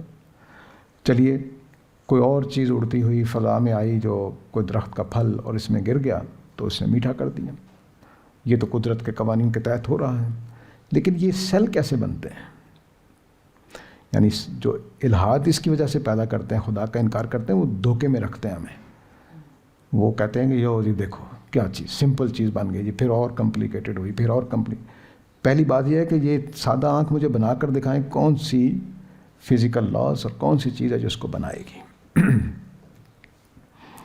تو یہ کائنات کے اندر سے میں نے دو چیزیں آپ کے سامنے رکھی ہیں. ایک میں نے یہ بتایا ہے کہ اگر یہ تصویر ہوائیں نہیں بنا سکتی، آندھی اور طوفان نہیں بنا سکتے، پانی نہیں بنا سکتا، تو پھر یہ تصویریں کون بنا سکتا ہے؟ بتا دیجیے. اور پھر میں نے بتایا کہ اندر جھانک کے دیکھیے کہ ایک آنکھ کا سفر کیسے ہے، اور آنکھ کا سفر میں نے رچرڈ ڈاکن کی وجہ سے اٹھایا ہے. مجھے بتائیے کہ یہ پہلی چیز کون سی فزیکل لاز کے تحت بنی ہے، کون سا میٹر ہے جو اس کو تخلیق کر سکتا ہے، اور کون سے قوانین ہیں جس کے خود بخود عمل سے یہ چیز وجود میں آ جائے. یہ وہ ڈائریکٹ شواہد ہیں، ڈائریکٹ ایویڈنس ہے کہ خدا نے بنایا ہے. اب کائنات کے اندر میں ایک دوسرے پہلو سے، پانی کا سائیکل، ہوا کا سائیکل. اب دیکھیے کہ ایک طرف اللہ تعالیٰ نے جانور پیدا کیے ہیں، ایک طرف اینیملز، پلانٹس، جو ہوا کا سائیکل ٹھیک کرتے رہتے ہیں. اور اب یہ پتہ چلا ہے کہ جو ہمارے گلیشیئرز ہیں وہ بھی ہوا کے سائیکل کو کنٹرول کرتے ہیں. اگر گلیشیئر سارے پگھل جائیں تو اتنی کاربن ڈائی آکسائڈ پیدا ہوگی جتنا پچھلے 10 سالوں میں امریکہ نے پیدا کی ہے اپنی انڈسٹری سے، صرف گلیشیئر کے پگھلنے سے، انٹارکٹیکا کے. تو اب یہ جو کائنات ہے وہ کس طرح سے جڑی ہوئی ہے، اور اگر وہ گلیشیئر پگھل جاتے ہیں تو ہمارا ٹیمپریچر بڑھ جائے گا، کیونکہ یہ گلیشیئرز کیا کر رہے تھے، یہ روشنی کو ریفلیکٹ کر کے واپس بھیج دیتے تھے، تو گرمی کم رہتی تھی زمین پر. یہ سب کچھ کیسے ہے؟ تو میں نے ایک سائیکل کو صرف یہاں تصویر دی ہے. یہ بے شمار سائیکل ہیں جو یہاں چل رہے ہیں کائنات کے اندر. یہ جو اس طرح کی چیزیں ہیں، اس کو لوگ کہتے ہیں جی یہ چونکہ بس چیزیں سیٹ ہو گئی تو ہو گیا. ایسا نہیں ہے. یہ چیزیں بہت ریموٹلی جڑی ہوئی ہیں. یہ ہواؤں کا، پانی کا سسٹم، اور صرف پانی کا اور ہواؤں کا سسٹم نہیں ہے، گلنے سڑنا، پتہ نہیں کیا کچھ، کوئی بھی چیز لے لیں آپ، چیونٹیوں کا ہونا، بڑے جانوروں کا ہونا، چھوٹے جانوروں کا ہونا، اس سائیکل کا حصہ ہے. ایک میں مثال دیتا ہوں کہ جتنے جانور کھائے جانے والے ہیں ان کی ریپروڈکشن زیادہ ہوتی ہے. خرگوش سال میں 200 بچے دے دیتا ہے. شیر چیتے، اگر شیر چیتے بچے زیادہ دینے لگ جائیں تو کیا ہوگا؟ فوڈ کا بیلنس خراب ہو جائے گا. ایسا کیوں ہے؟ کیا میٹر نے سوچا ایسے؟ کوئی فزیکل لاز ہیں اس کے پیچھے؟ کیا چیز ہے؟ تو یہ ڈائریکٹ. اب دیکھیے آگے چلیے. اب دوسری چیز میں نے جو بتائی تھی وہ زندگی تھی. یعنی کہ ایک دوسری جو ڈائریکٹ ایویڈنس ہے وہ حیات ہے. حیات میں نے سب سے سمپل لی. جیسے میں نے آنکھ سب سے سمپل لی. یہ ایک بیکٹیریا کا اندر کا ڈائسیکشن کر کے انہوں نے بتایا ہے. نیچے سائیکل چل رہی ہے. سائیکل کا سمپلسٹ فارم ہے کسی مشین کی. کیا یہ خود بن سکتی ہے؟ سائیکل نیچے جو صاحب سائیکل چلا رہے ہیں, کیا یہ خود بن سکتی ہے؟ اوپر والی لائف کیسے خود بن سکتی ہے؟ یہ پورا ایک سسٹم ہے. جس طرح یہاں پہ پیڈل لگے ہوئے ہیں, پہیے لگے ہوئے ہیں, کوئی کاٹھی لگی ہوئی ہے, کوئی ہینڈل لگا ہوا ہے, ایسے ہی وہاں پر بھی صورتحال ہے. کوئی ہینڈل لگا ہے, کچھ لگا ہے, کچھ یہ لگا ہے. تو یہ بھی ڈائریکٹ شاہد ہے کہ یہ میٹر نہیں کر سکتا. اب لائف کا بھی ایک سائیکل ہے. کچھ جانور کھانے والے ہیں, کچھ پینے والے, کچھ مارنے والے ہیں, کچھ اڑنے والے ہیں. یہ بھی ایک سائیکل ہے جیسا سائیکل. تو آپ دیکھیے کہ اس سائیکل میں کیا کیا چیزیں ہیں. ہم آہنگی ہے, ہارمنی ہے, منفی مثبت تمام چیزیں مخالف ہونے کے باوجود ایک دوسرے کے ساتھ ہم آہنگ ہے. شیر بھی اسی جنگل میں رہ رہا ہے, خرگوش بھی اسی جنگل میں رہ رہا ہے, اور ایک پورا ہیبیٹیٹ بنا دیا انہوں نے. دھوپ اور چھاؤں ہے, گرمی اور سردی ہے, شکار اور شکاری ہیں, حیوانات اور نباتات ہیں, رات اور دن ہے, میل اور فیمیل ہیں. یہ ساری چیزیں مل کر زندگی کا نقشہ چلا رہی ہیں. ٹھیک. اگلی چیز جو ہے وہ ہماری وہ نفس ہے. یہاں نفس کا لکھنا رہ گیا ہوا ہے. نفس ایک اور چیز ہے. نفس یہ بھی ڈائریکٹ شواہد میں میں نے ڈالا ہے. یہ اب نئی جو تحقیقات سائیکالوجی میں ہو رہی ہیں, یہ برطانیہ کا کوئی آن لائن اخبار ہے, ڈیلی میل. اس میں یہ آرٹیکل چھپا ہوا ہے, میں نے اس کا لنک دے دیا جو دیکھنا چاہتے ہیں. یہ کہتے ہیں the finding of Bruce Hood, professor of developmental psychology at Bristol University, suggest that magical and supernatural beliefs are hardwired into our brain from birth, and that religions are therefore tapping into a powerful psychological force.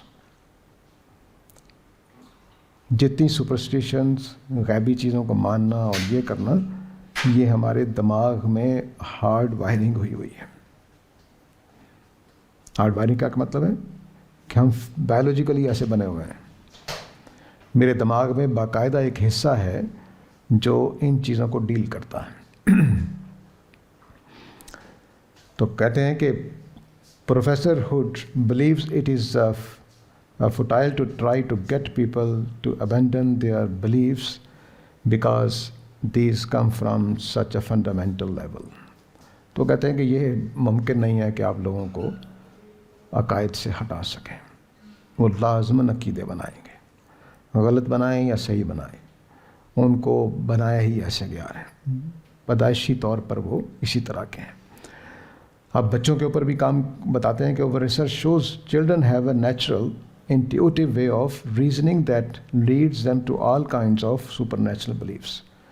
کہ وہ بچپن سے ہی یہ beliefs بناتے رہتے ہیں. About how the world works, وہ یہ بھی سوچ رہے ہوتے ہیں کہ کائنات کیسے چل رہی ہے.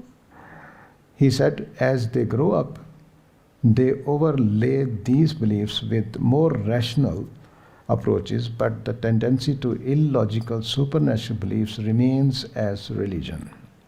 کہ بڑے ہو کر وہ زیادہ عقلی ہو جاتے ہیں, بھوت پریت ماننا چھوڑ دیں گے, کچھ اس طرح کی چیزیں, لیکن پھر بھی وہ کچھ بلیفس رکھتے ہیں جو مذہبی قسم کے ہوتے ہیں. یہ کیسے ہے؟ یہ ہمارے نفس کی گواہی ہے. سادہ لفظوں میں یوں سمجھیے کہ ہمارے دماغ میں ایک پورا سیکشن ہے جو مذہب کو ڈیل کرتا ہے. ٹھیک ہے. تو یہ کس ایوولوشن سے پیدا ہوا ہے؟ کون سی بایولوجیکل, کون سی میٹر کے اندر کون سی ایسی فورسز تھیں جنہوں نے یہ چیز پیدا کر دی. اگلا جو ہمارا ڈائریکٹ شاہد ہے وہ عقل اور شعور ہے. شعور جو ہے وہ ابھی تک سمجھ نہیں آ رہا کہ کیا چیز ہے, کیسے پیدا ہوتا ہے. سائنس اور سائیکالوجی والے پریشان ہیں. میں نے اس کو ذرا جامع معنی میں لیا ہے. مجھے اور آپ کو اپنے ہونے کا احساس ہے. ہم چیزیں سیکھتے ہیں, سوچتے ہیں, تجزیہ کرتے ہیں اور نئے نئے علوم بناتے ہیں. ریاضی, فلسفہ, سائنس, انجینئرنگ یہ ہم نے بنایا ہے. ریاضی میں نے اس لیے شروع میں رکھا ہے کہ یہ پیور دماغ کا کام ہے. یہ ہم باہر کی دنیا سے نہیں سیکھتے. الجبرا کہیں نہیں پایا جاتا دنیا میں, ہم نے بنایا ہے. تو اسی طرح اخلاق, جرم و سزا, اچھا برا, یہ ہمارے اندر شعور موجود ہے.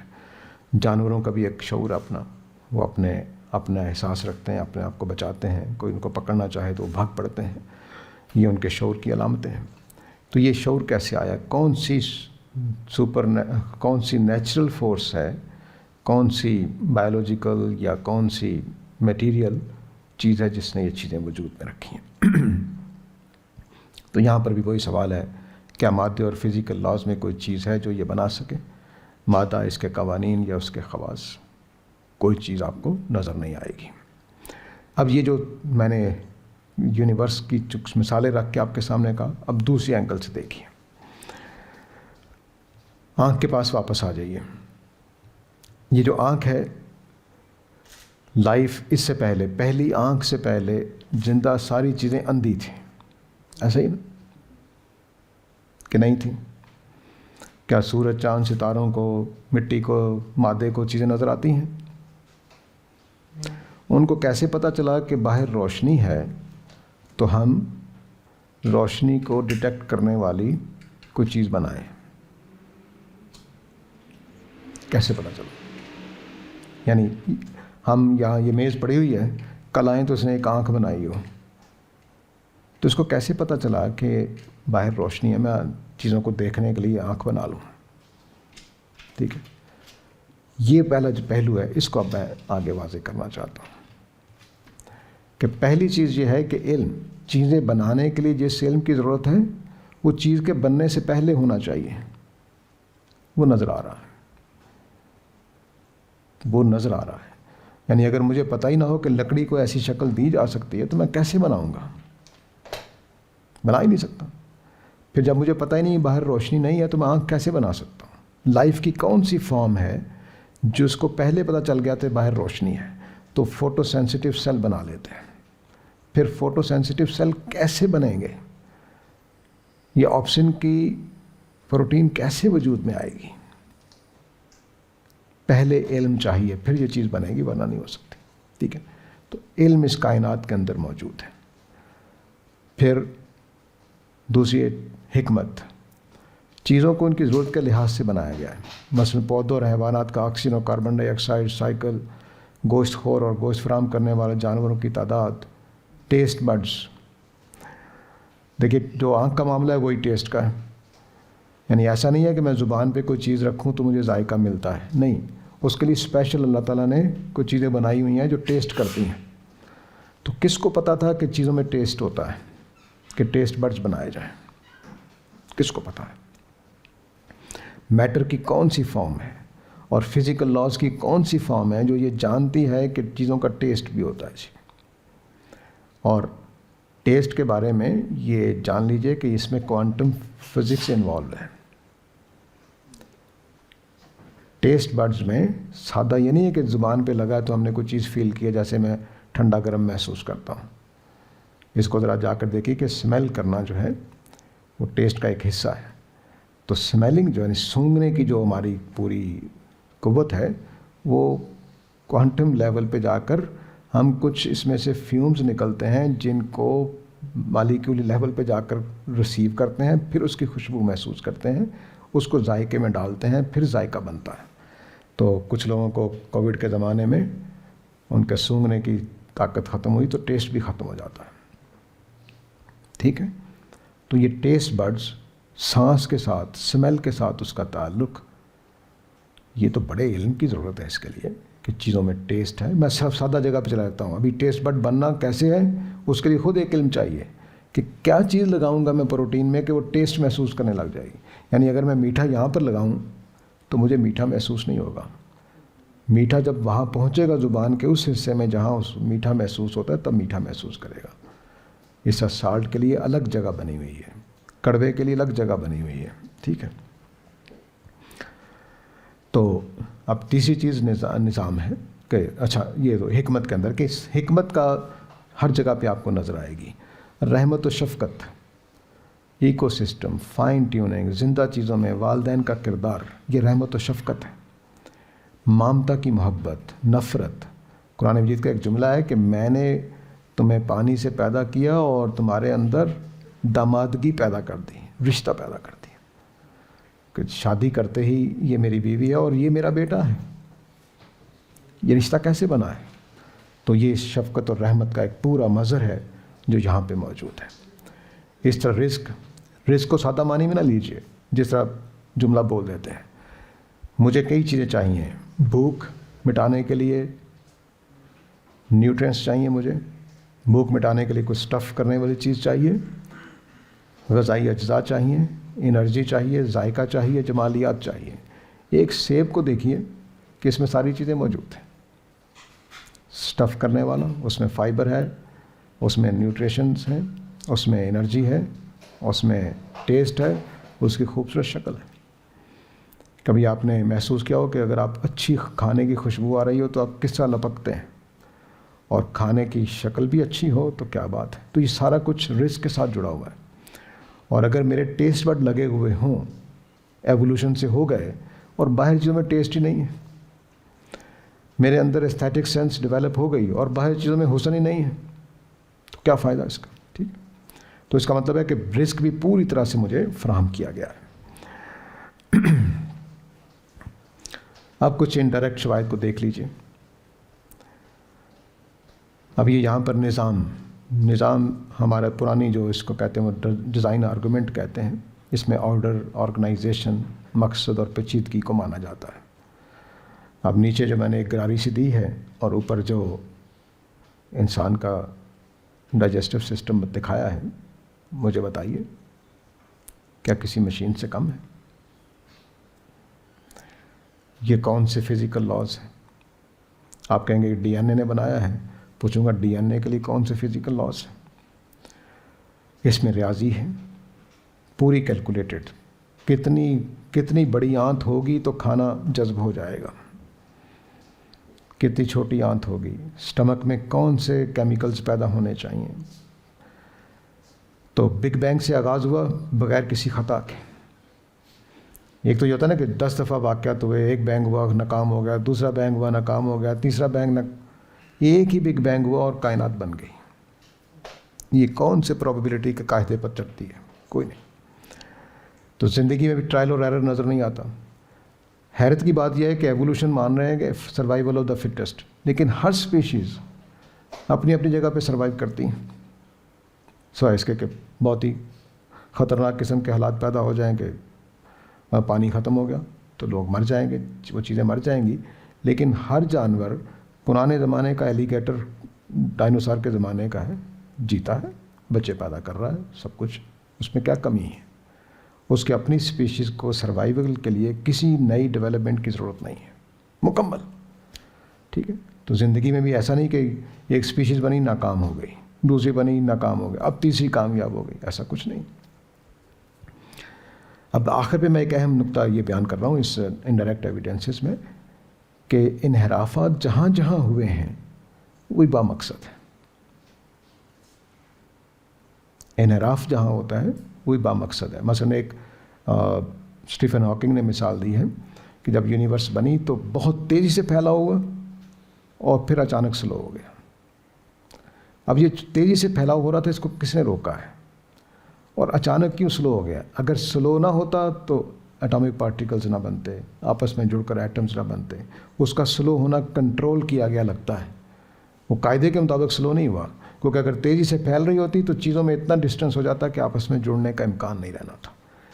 تو یہ جو انحراف ہوا ہے کہ اچانک تیزی سے پھیلنے والی کائنات آہستہ آہستہ پھیلنے لگ گئی. کیوں؟ تو یہ انحرافات جو ہیں یہ بھی, اس کی میں نے ایک مثال بھی دی ہے. انسانوں کو سیدھا چلنے کے لیے کیا کیا کچھ کرنا پڑا ہے.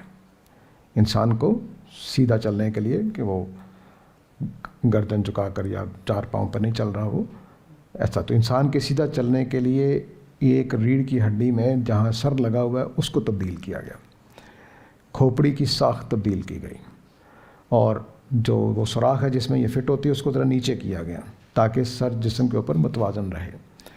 اس سے سر کو سیدھا رکھنا ممکن ہوا جو ٹانگوں پر چلنے کے لیے ضروری تھا. ریڑھ کی ہڈی ایس کی شکل کی بنائی گئی, اوپر میں نے تصویر دی ہے, جو جسم کا وزن متوازن رکھنے اور جھٹکوں کو جذب کرنے میں مدد دیتا. اگر سیدھی ہو تو جھٹکا سیدھا جائے گا, کچھ اس طرح کی چیز ہے.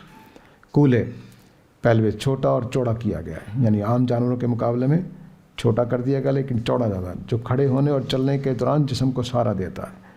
اس میں مسلز جو ہیں وہ بہتر جگہ پہ توازن قائم رکھتے ہیں. ران کی ہڈی میں ایک اینگل دیا گیا جس سے گھٹنے جسم کے نیچے آ گئے اور چلنے میں توازن بہتر ہوا.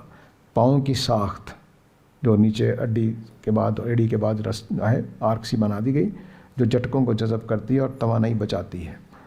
انگوٹھا بنایا گیا, باقی انگلیوں کے ساتھ سیدھا ہو گیا, ایسے نہیں جیسے ہاتھ کا ہے, وہ سیدھا ہو گیا یعنی اس کا رخ بھی انگلیوں جیسا ہو گیا تاکہ چلنے میں مدد ملے. جبکہ بندروں میں یہ الگ ہوتا ہے, آج بھی ہاتھی کی طرح ہوتا ہے. یہ تبدیلیاں کس ایوولوشن میں اچانک ایک ساتھ آ سکتی ہیں بتا دیجیے. کہ جانور کی ٹانگیں سیدھی ہو گئی ہیں لیکن سر ٹیڑھا ہی لگا ہوا ہے, ریڑھ کی ہڈی ویسی بندر جیسی ہے. تو یہ کیسے ایک ٹائم پہ ساری چیزیں کیسی ہوتی ہیں. اسی طرح کی ایک چیز جوڑا ہے. اگر فرض کر لیجئے کہ کسی جگہ پر کروڑوں سال کے پروسیس کے بعد فیمیل پیدا ہو گئی اس سپیشیز کی, میل نہیں پیدا ہوئے, میل پیدا ہو گیا یہ فیمیل نہیں پیدا ہوئے, وہ سپیشیز آگے کیسے بڑھ سکتی ہیں. سیدھا کھڑا کرنے کے لیے اور بھی بہت ساری تبدیلیاں کی گئی ہیں. یعنی ایک ٹائم پہ یہ 10 میں نے یہاں نقل کی ہیں, 10-20 اور ہیں. ایک چینج نہیں آئی کہ صرف سیدھی ٹانگیں ہو گئی ہیں, نہیں, سارا کچھ ہی چینج کرنا پڑا ہے. تو جیسے ایک کمرے میں ہم نے سوچا کہ چلو یہاں پر کچھ کھانے کا ٹیبل بھی رکھ لیتے ہیں تو ساری سیٹنگ چینج کرنی پڑی ہے. اس طرح ہوا ہے. تو یہ اس طرح کی بڑی ایوولوشن کیلکولیٹڈ جو میں پیچھے بتا رہا تھا کہ آپ کو ریاضی نظر آئے گی, سسٹم نظر آئے گا, یہ سب کچھ آپ کو یہاں نظر آ رہا ہے. صرف سیدھا کرنے کے لیے انسانوں کو کہ وہ سیدھا چل سکیں, کمر جھکا کے بندر کی طرح تھوڑی سی یا ایسے نہیں, بالکل ایسے چل سکیں.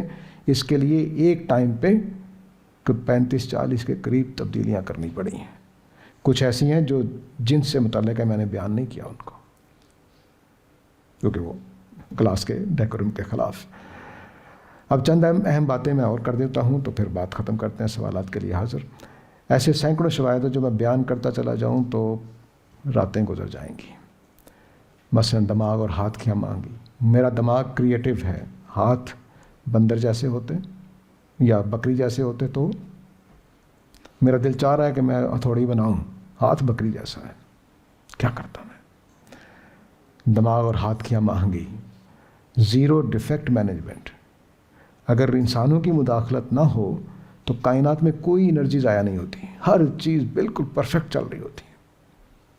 کوئی مشین ایسی نہیں بن سکتی. کیسے ہوا؟ ڈی این اے کیسے بنا ہے؟ سائنسدان پریشان ہیں کہ لائف پہلے بنی ہے کہ ڈی این اے پہلے بنا ہے.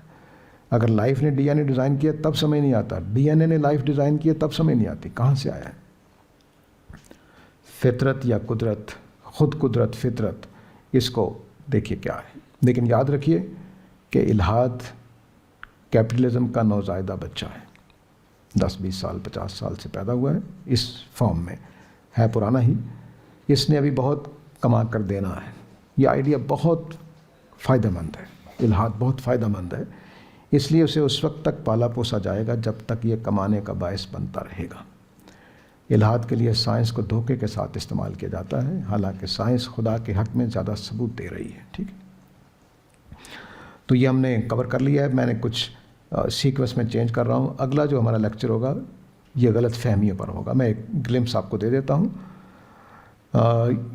مثلا ثبوت کی ذمہ داری, برڈن آف پروف جو ہے وہ خدا کو ماننے والوں پر ہے. فالسیفیکیشن کا پرابلم آف ایول, اس طرح کی چیزیں وہ اگلی دفعہ ہم زیر بحث لائیں گے. اس کو میں نے یہ بالکل 11واں لیکچر تھا، اس کو چھٹا کر دیا کیونکہ وہ اس سے ریلیٹڈ تھا. تو پھر انشاءاللہ ہم قرآن کے خدا کا جو تصور ہے وہ اگلی کلاس کے بعد اس پر آ جائیں گے، اور ہمارا میجر حصہ مکمل ہو جائے گا چھٹے لیکچر کے بعد.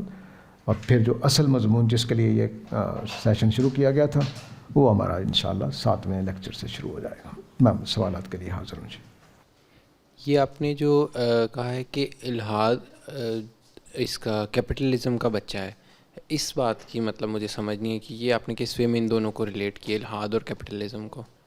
ہاں دیکھیے، کیپٹلزم سے پہلے بھی الحاد ہوتا تھا، لیکن اس کو پوری ریاستیں، پورا آپ کا اکنامک سسٹم سپورٹ نہیں کرتا تھا. وہ کچھ لوگ پیدا ہوتے تھے فلسفے کی جگہ پر، کسی باغی کی سطح پر پیدا ہوتا تھا، وہ اپنی کتابیں میں لکھ جاتا تھا، فوت ہو جاتا تھا. بہت سارے ایتھیسٹ پیدا ہوئے، لیکن یہ پہلا موقع ہے کہ ریاستیں اس کو فنانس کر رہی ہیں، سپورٹ کر رہی ہیں، اس کے پیچھے کھڑی ہیں. اس لیے میں نے اس کو کہا ہے. اور یہ جو گلوبلائزیشن ہے اس کے لیے بہت مفید ہے، اور گلوبلائزیشن کے پیچھے اکنامک بینیفٹس ہیں جو کیپٹلزم کو لے کر چل رہے ہیں ان لوگوں کے، بڑی طاقتیں، بڑے لوگ. تو میں نے کسی سیشن میں مثال بھی دی تھی کہ امریکہ کی یا برطانیہ کی جینز پینٹس کو بیچنے کے لیے پاکستان میں مولوی صاحب کو گالی دینی پڑے گی کہ ان کا لباس اچھا نہیں ہے. شلوار قمیض والا آدمی کم پڑھا لکھا ہے، دیہاتی ہے، جاہل ہے، تب پینٹ مقبول ہوگی، تب ان کی جینز کی پینٹ بکے گی. تو صرف جینز کی پینٹ بیچنے کے لیے، میک ڈونلڈ کا برگر بیچنے کے لیے میرے گھر کی خاتون کو گھر سے نکالنا ہے. اگر وہ گھر بیٹھی ہوگی، کھانا پکتا رہے گا، تو میاں صاحب میک ڈونلڈ پر نہیں آئیں گے بچوں کو لے کر. تو ضروری ہے کہ یہ آزادی دی جائے کہ عورت گھر میں نہیں بیٹھے گی، وہ کھانا نہیں پکائے گی. کھانا پکانا تو کوئی عورتوں کے کرنے کا کام نہیں ہے، وغیرہ وغیرہ. پھر جا کر عورت باہر نکلے گی، گھر میں کھانا نہیں پکے گا، تو پھر میک ڈونلڈ کا برگر بکے گا.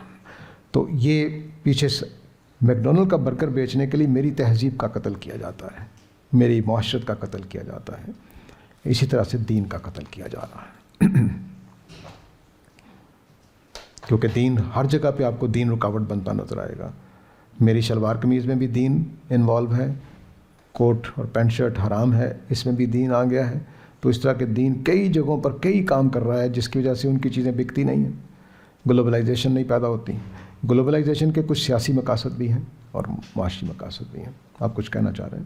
میں یہی کہنا چاہ رہا ہوں کہ اس کا تو مطلب بیسیکلی مجھے لگتا ہے دین سے تعلق نہیں ہے کہ آپ لباس کیا پہن رہے ہیں یا کیا کھا رہے ہیں، کس وے میں مطلب یہ دین کا حصہ تو. یہ آج آپ کہہ رہے ہیں، ذرا 20 سال پیچھے چلے جائیے تو ان کی مہم کامیاب ہوئی کہ آپ نے کہا کہ یہ تو مذہب کا حصہ نہیں ہے. ہمارا پرانا آدمی کیا کہہ رہا تھا؟ بیسیکلی اب آپ یہ کہہ رہے ہیں کہ یہ مذہب کا حصہ ہیں. اس وقت مذہب کا حصہ تھا نا. لیکن اس کو مجھے لگتا ہے مذہب کا حصہ بنا کر پیش کیا گیا پہلے مذہب کا حصہ تھا، اب نہیں ہے. اگر میں اور آپ 20-50 سال پہلے ہوتے تو ہم اس کو مذہب کا حصہ ہی مان رہے ہوتے. یعنی میرے والد صاحب نے پینٹ شرٹ پہن کر پیر صاحب کے کہنے پر چھوڑی، شلوار قمیض اختیار کی کہ یہ حرام ہے، انگریزوں کا لباس ہے، کافروں کا لباس. میں اپنے چھوٹے بھائی کا آپ کو لطیفہ سناتا ہوں. ہم ایک گاؤں میں گئے تو شادی تھی، غالباً کیا تھا، تو مسجد میں ہم نماز پڑھنے گئے شادی سے اٹھ کر. تو میں نے اور دوسرے بھائیوں نے شلوار قمیض پہنی ہوئی تھی، اس نے پینٹ شرٹ پہنی ہوئی تھی. تو مولوی صاحب نے ان کو دیکھا اور کہا کہ نہیں آپ مسجد میں نہیں آ سکتے، آپ نے کافروں کا لباس پہنا ہوتا ہے. تو میرے بھائی کے منہ سے نکلے آئی ایم سوری، کیا کہہ رہے ہیں آپ؟ اس نے کہا لباس بھی کافروں کا اور زبان بھی کافروں کی. یہ 10-20 سال پہلے کی بات ہے. تو اس لیے یہ جو مذہب نے، اب مذہب کا آہستہ آہستہ آپ دیکھیے کہ مذہب رہ کیا گیا ہے ہمارے پاکستان میں. نماز پڑھ لو، روزہ رکھ لو. سود کو دیکھیے، 2000 کی بات ہے، سن 2000 میں ایک نیوز ویک جو امریکہ کا ایک میگزین ہے، ویکلی نکلتا ہے، اس میں ایک مضمون چھپاتا ہے کہ 3 چیزیں اگر مسلمان چھوڑ دیں تو ویسٹ اور مسلمانوں کی لڑائی ختم ہو جائے گی. سود، مرد اور عورت کا آزادانہ ملنا جلنا، ٹھیک ہے، اور جہاد. اور 2000 کے بعد سے آپ جہاد کی حالت دیکھ لیجئے, سود کی حالت دیکھ لیجئے, اور مرد عورت کی آزادی کا حال دیکھ لیجئے. صرف 20 سالوں میں انہوں نے یہ اچیو کیا جو ہمارے ملک میں اب ہے. 20 سال پہلے یہ صورتحال نہیں تھی. خرابیاں تھیں, ہمارا معاشرہ کوئی صاف ستھرا معاشرہ نہیں تھا, لیکن اس میں یہ 3 چیزیں, بہرحال ایک بڑی چیز, طالبان کے ذریعے سے جہاد کو بدنام کیا گیا. اب ایک زمانے میں مائیں جہاد پر بچوں کو بھیجتے ہوئے خوش ہوتی تھی, اب ان کو پتہ ہے قتل و غارت کا نام ہے. سود کی ایسی شکلیں بنا دی گئی ہیں کہ سود ہوتے ہوئے بھی جائز. ایسا ہی ہے نا. اکثریت علماء کی بینک سے لینے والے پروفٹ کو حرام کہتی تھی. اب ذرا اٹھا کر دیکھیے پچھلے 20 سالوں میں کیا ہوا ہے. ٹھیک ہے جی. مرد عورت کی آزادی, آپ کسی کالج یونیورسٹی میں چلے جائیں, کیا صورتحال ہے. مجھے یاد ہے میں اپنی بہن کو اسکول کے دروازے میں جب وہ اندر داخل ہو جاتی تھی پھر میں اپنے اسکول جاتا تھا, اور مجھے لمبا چکر کاٹ کے جانا پڑتا تھا. اب رکشوں میں, بسوں میں, آپ کی جو ٹرانسپورٹ سروسز ہے پرائیویٹ, اب اس میں آرام سے ایک اکیلی بیٹی بیٹھ کر چلی جاتی.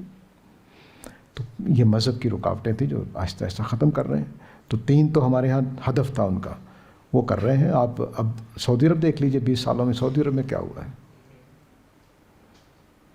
تو یہ وہ مسلمانوں ملکوں میں وہ مذہب کی جو انہوں نے پہلے مظاہر کو ختم کیا ہے, اور پھر آہستہ آہستہ آپ دیکھیں کہ الحاد نے جڑیں گاڑ لی ہیں. ہر جگہ پہ الحاد کے نعرے لگ رہے ہیں. تو یہ اس وجہ سے. اچھا سر, آپ نے شروع میں جو مثال دی تھی جس کو بیٹے کی بات سے آپ نے مطلب ریلیٹ کیا تھا اپنی بات کی ساری بات کو, تو اس پہ ایک سوال اٹھ سکتا ہے جو کہ میرے ذہن میں بھی آیا ہے.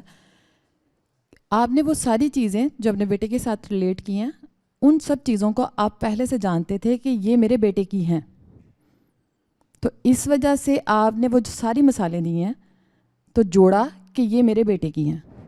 اگر آپ ان سب میں سے کسی چیز کو بھی نہیں جانتے ہوتے تو جو آپ نے کہا کہ ایک تالا ٹوٹا ہوا تھا, آپ بھی اسی جگہ پہ کھڑے ہوتے. اس چیز کو آپ کیسے دیکھتے ہیں؟ میں نے اپنی مثال میں دونوں چیزیں اکٹھی کی ہیں.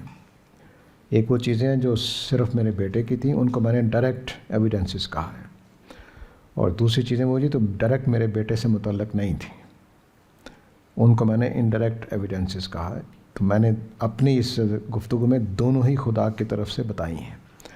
ڈائریکٹ ایویڈنسز کا میرا مطلب ہے کہ خدا کے علاوہ جو موجود کائنات ہے وہ یہ کام نہیں کر سکتی. قدرت, فطرت, میٹر کے فزیکل لاز, میٹر کی ٹریٹس, میٹر کے جو بھی خوبیاں ہیں, خصائص ہیں, اس کی کریکٹرسٹکس ہیں, وہ یہ چیزیں تخلیق نہیں کر سکتی. اس لیے ہمیں باہر سے کوئی چیز ماننی پڑے گی, کوئی ذہین چیز, کوئی قدرت والی چیز, کوئی جس کو میں نے علم اور قدرت اور اس طرح سے بیان کیا. تو اب تالا ٹوٹا ہوا نہیں ہے. اگر کوئی کائنات میں ایسی چیز مل گئی کسی وقت کہ جو بتائے کہ نہیں وہ ڈی این اے بنا سکتی ہے, پھر ایک بات ہے, پھر خدا کا نہ ہونا ایک اور سٹیپ پیچھے چلا جائے گا. ٹھیک. تو ابھی تک ہمارے پاس کائنات کا علم جتنا ہم نے حاصل کیا ہے اس میں کوئی چیز ایسی نہیں ہے جو یہ بتائے کہ چور والی مثال جو میں نے بیٹے کے لیے دی ہے کہ یہاں چور موجود ہے. چور ہے ہی کوئی نہیں. یعنی چور نہ ہونا میرے تمثیل میں یہ تھا کہ کوئی ایسی چیز ہے ہی نہیں, ابھی تک ہمارے سامنے نہیں آئی کہ یہ چیزیں بنا سکے. اس لیے پھر میں نے وہاں بیٹے کے ناشتہ کرنے کو مان لیا, یہاں میں نے کسی ایسی ذات کو مان لیا جو باہر بیٹھی یہ بنا رہی ہے. یہ موجود کائنات نہیں بنا سکتی. اسی کو میں اسی سوال کے ساتھ ایک چیز جوڑتی ہوں, اگر آپ لوگ نہیں سوال کر رہے تو. اس میں یہ ہے کہ آپ کے پاس خبر ہے کہ خدا موجود ہے, وہ بالکل ویسے ہی جیسے بیٹے کی نشانیاں یا شواہد جو تھے آپ کے پاس موجود تھے, آپ جانتے تھے.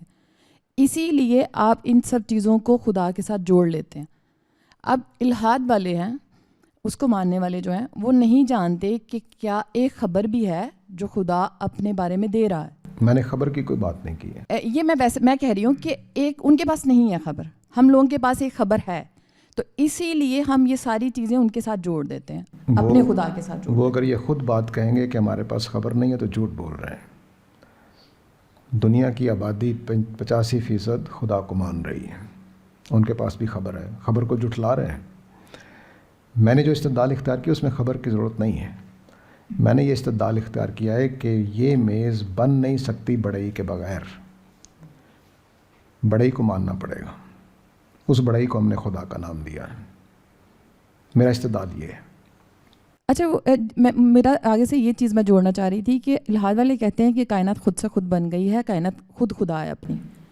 میں نے اس کا جواب دیا کہ نہیں بن سکتی ہے. مجھے بتائیں کون سے فزیکل لاز ہیں, کون سی نیچرل فورسز ہیں جنہوں نے یہ بنایا ہے. نہیں, اس کے ساتھ میں یہ چیز جوڑنا چاہ رہی ہوں کہ اگر ہمارے پاس خدا کی خبر نہیں ہوتی جو انبیاء کے تھرو ہمیں ملی ہے, آپ ان کے ساتھ جوڑ لیں, یا ایک سوال میرے ذہن میں آ رہا ہے, تو کیا ہم بھی اسی جگہ پر نہیں کھڑے ہوتے کہ ایسے ہی کسی چیز کے تحت خدا کو ڈھونڈ رہے ہوتے؟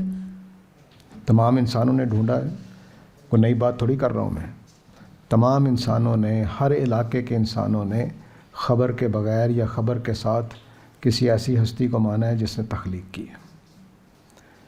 تو چونکہ جو ملحدین ہیں وہ تو نبیوں کے محکمے کو مانتے ہی نہیں ہیں, تو جب نبوت کے شعبے کو نہیں مانتے وہ, تو خبر تو پھر انسانوں کے پاس کوئی بھی نہیں ہے ان کے مطابق سچی خبر. تو جو بھی خبر ہے وہ ہم نے خود بنائی ہے, تو اسی پروسیس سے بنائی ہے. تو انسانوں نے, یعنی ملحدین کے مقدمے کے مطابق تو انسانوں نے خود ہی خدا کو بنایا ہے, کوئی خبر نہیں ہے. تو جب خود ہی خدا کو بنایا تو اسی اصول پر بنایا جو میں نے بتایا. اس میں خبر کی ضرورت نہیں ہے. خبر کی ضرورت عقل والوں کو ہے, امپیریسزم والوں کو نہیں. جب آپ امپیریسزم کے طریقے پر خدا کو ثابت کریں گے تو پھر آپ کو خبر کی ضرورت ہے ریشنل طریقے سے. تو ریشنلزم کے طریقے پر خدا کو ثابت کریں گے تو خبر کی ضرورت ہے, اور اگر آپ امپیریسزم کے طریقے پر ثابت کریں گے تو آپ کو خبر کی ضرورت نہیں ہے.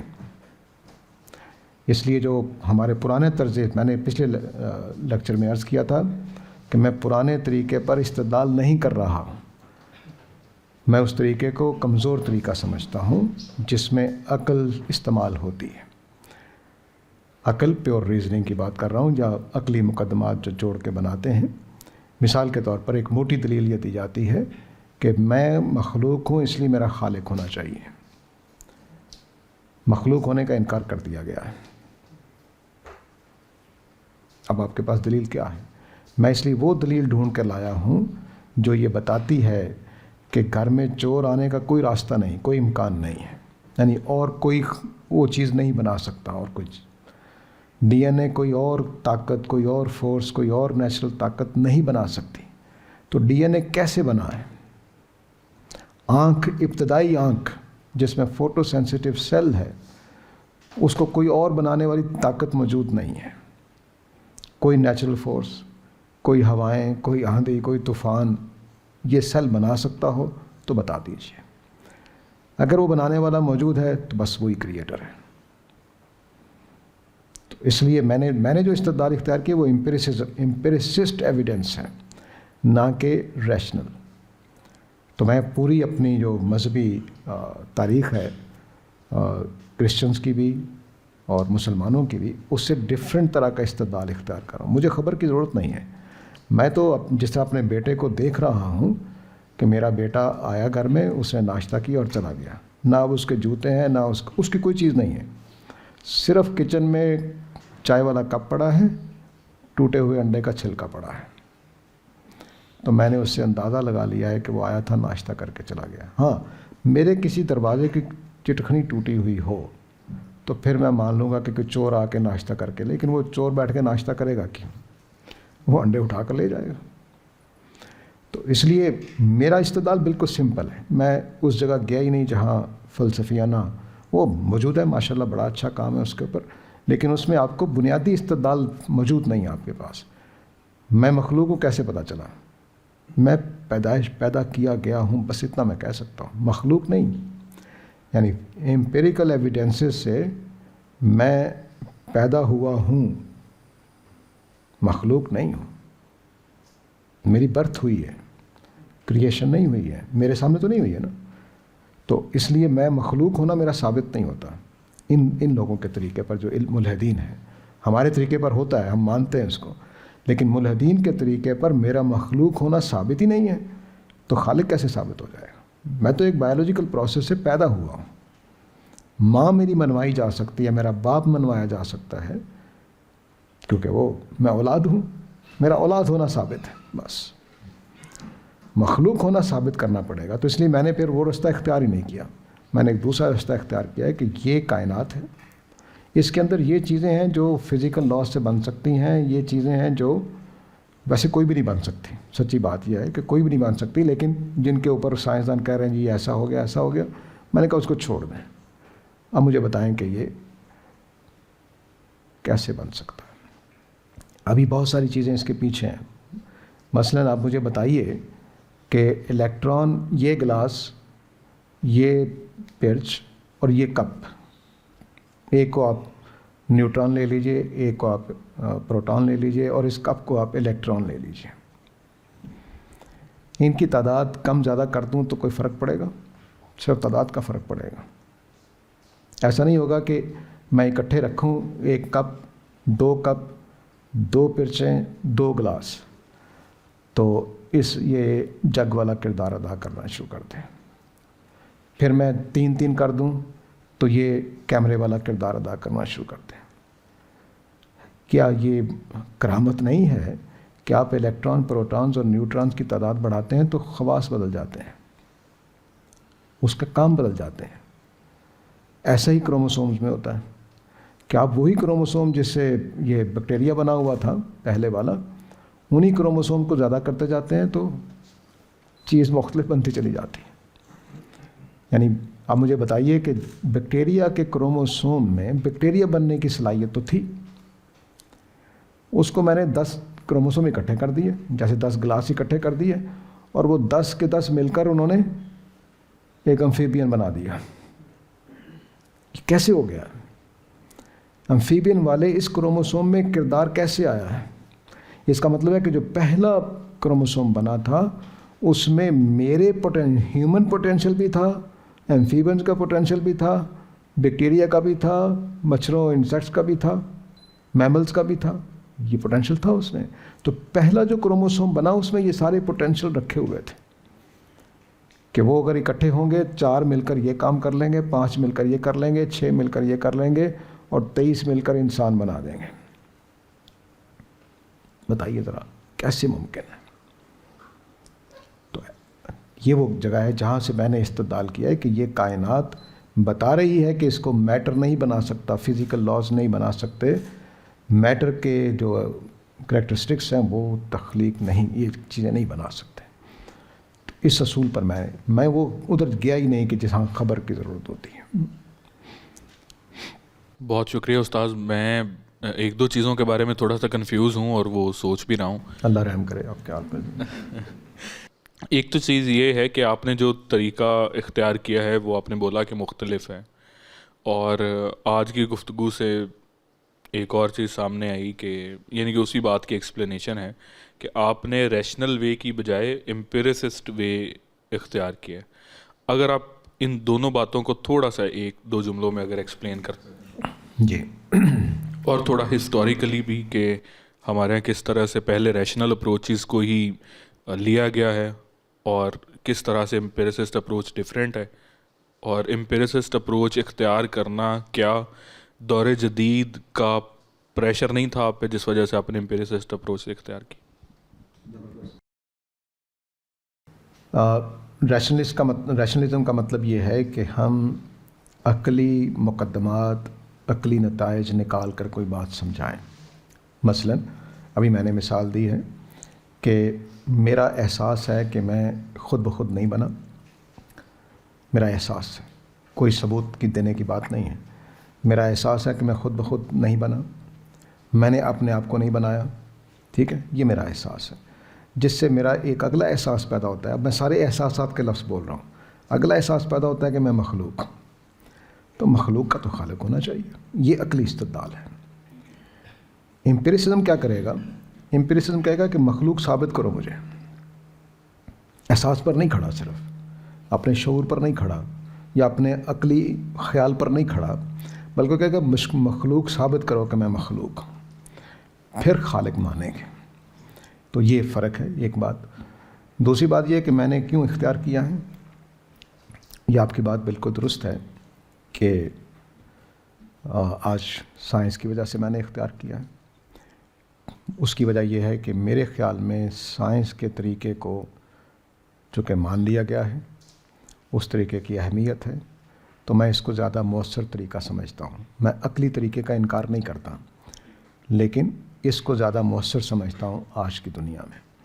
اور وہ جو عقلی طریقہ ہے وہ آپ کو صرف عقلی مقدمات، پیچھے جو اس کی بنیاد میں بات کھڑی ہوتی ہے جس کو ہم صغرا یا کبرا کہتے تھے، وہ مثال کے طور پر میں سمجھا دیتا ہوں تاکہ بات واضح ہو جائے۔ تمام کوے کالے ہوتے ہیں، جو میں نے پنجرے میں رکھا ہوا ہے وہ بھی کوا ہے، لہٰذا وہ کالا ہوگا۔ میں جب آسٹریلیا گیا تو وہاں سفید کوے دیکھے، تو آپ کا پہلا مقدمہ جو ہے تمام کوے کالے ہوتے ہیں ٹوٹ گیا۔ یہ امپیریسزم ہے۔ پہلے میں عقل پر کھڑا تھا، میں نے جتنے دیکھے ہوئے تھے ان کے لحاظ سے کہہ رہا تھا کہ تمام کوے کالے ہیں، اور جو میں نے پنجرے میں پکڑا ہے وہ بھی کوا ہے تو وہ بھی کالا ہوگا۔ لیکن جو پہلا مقدمہ ہے کہ تمام کوے کالے ہیں، یہ امپیریسسٹ اپروچ سے حاصل ہوتا ہے، دیکھنے سے حاصل ہوتا ہے۔ تو لاجک آگے شروع ہوتی ہے، عقل آگے شروع ہوتی ہے، پہلے مقدمہ مانا ہوا ہے خود سے، دیکھ دیکھ کے مانا ہوا ہے کسی طریقے سے۔ میں نے اس کو، سائنس نے اس کو چیلنج کیا ہے کہ کوے کالے نہیں ہوتے ہیں، سفید بھی ہوتے ہیں، یا سرخ بھی ہوتے ہیں، یا پیلے بھی ہوتے ہیں۔ اب آپ کا مقدمہ پنجرے میں پڑا ہوا جو کوا ہے اب وہ سفید بھی ہو سکتا ہے، کالا بھی ہو سکتا ہے۔ تو میں نے کیا کیا کہ میں نے کہا کہ مخلوق کو میں ثابت نہیں کر سکتا، تو اب اگلا مقدمہ خراب ہو جائے گا، تو میں کیوں نہ مخلوق ہی ثابت کرنے کا کام کروں۔ تو یہ میں نے وہ کیا، یعنی اسی عقلی دلیل کے جو پیچھے جس پر وہ کھڑی ہے عقلی دلیل، وہ کہا ہے کہ میں مخلوق یا کائنات مخلوق ہے، کریشن ہوئی ہے، تو میں نے کریشن کو ثابت کرنا ہے، میں نے یہ کام کیا ہے۔ اب جب کریشن ثابت ہو جائے گی تو اگلی باتیں بھی ٹھیک ہو جائیں گی، پھر اب عقلی لوگوں کا میں لے کر آ جاؤں گا۔ اب آپ نے تیسرا سوال کا حصہ تھا کہ پرانے لوگوں نے ایسا کیوں کیا ہے۔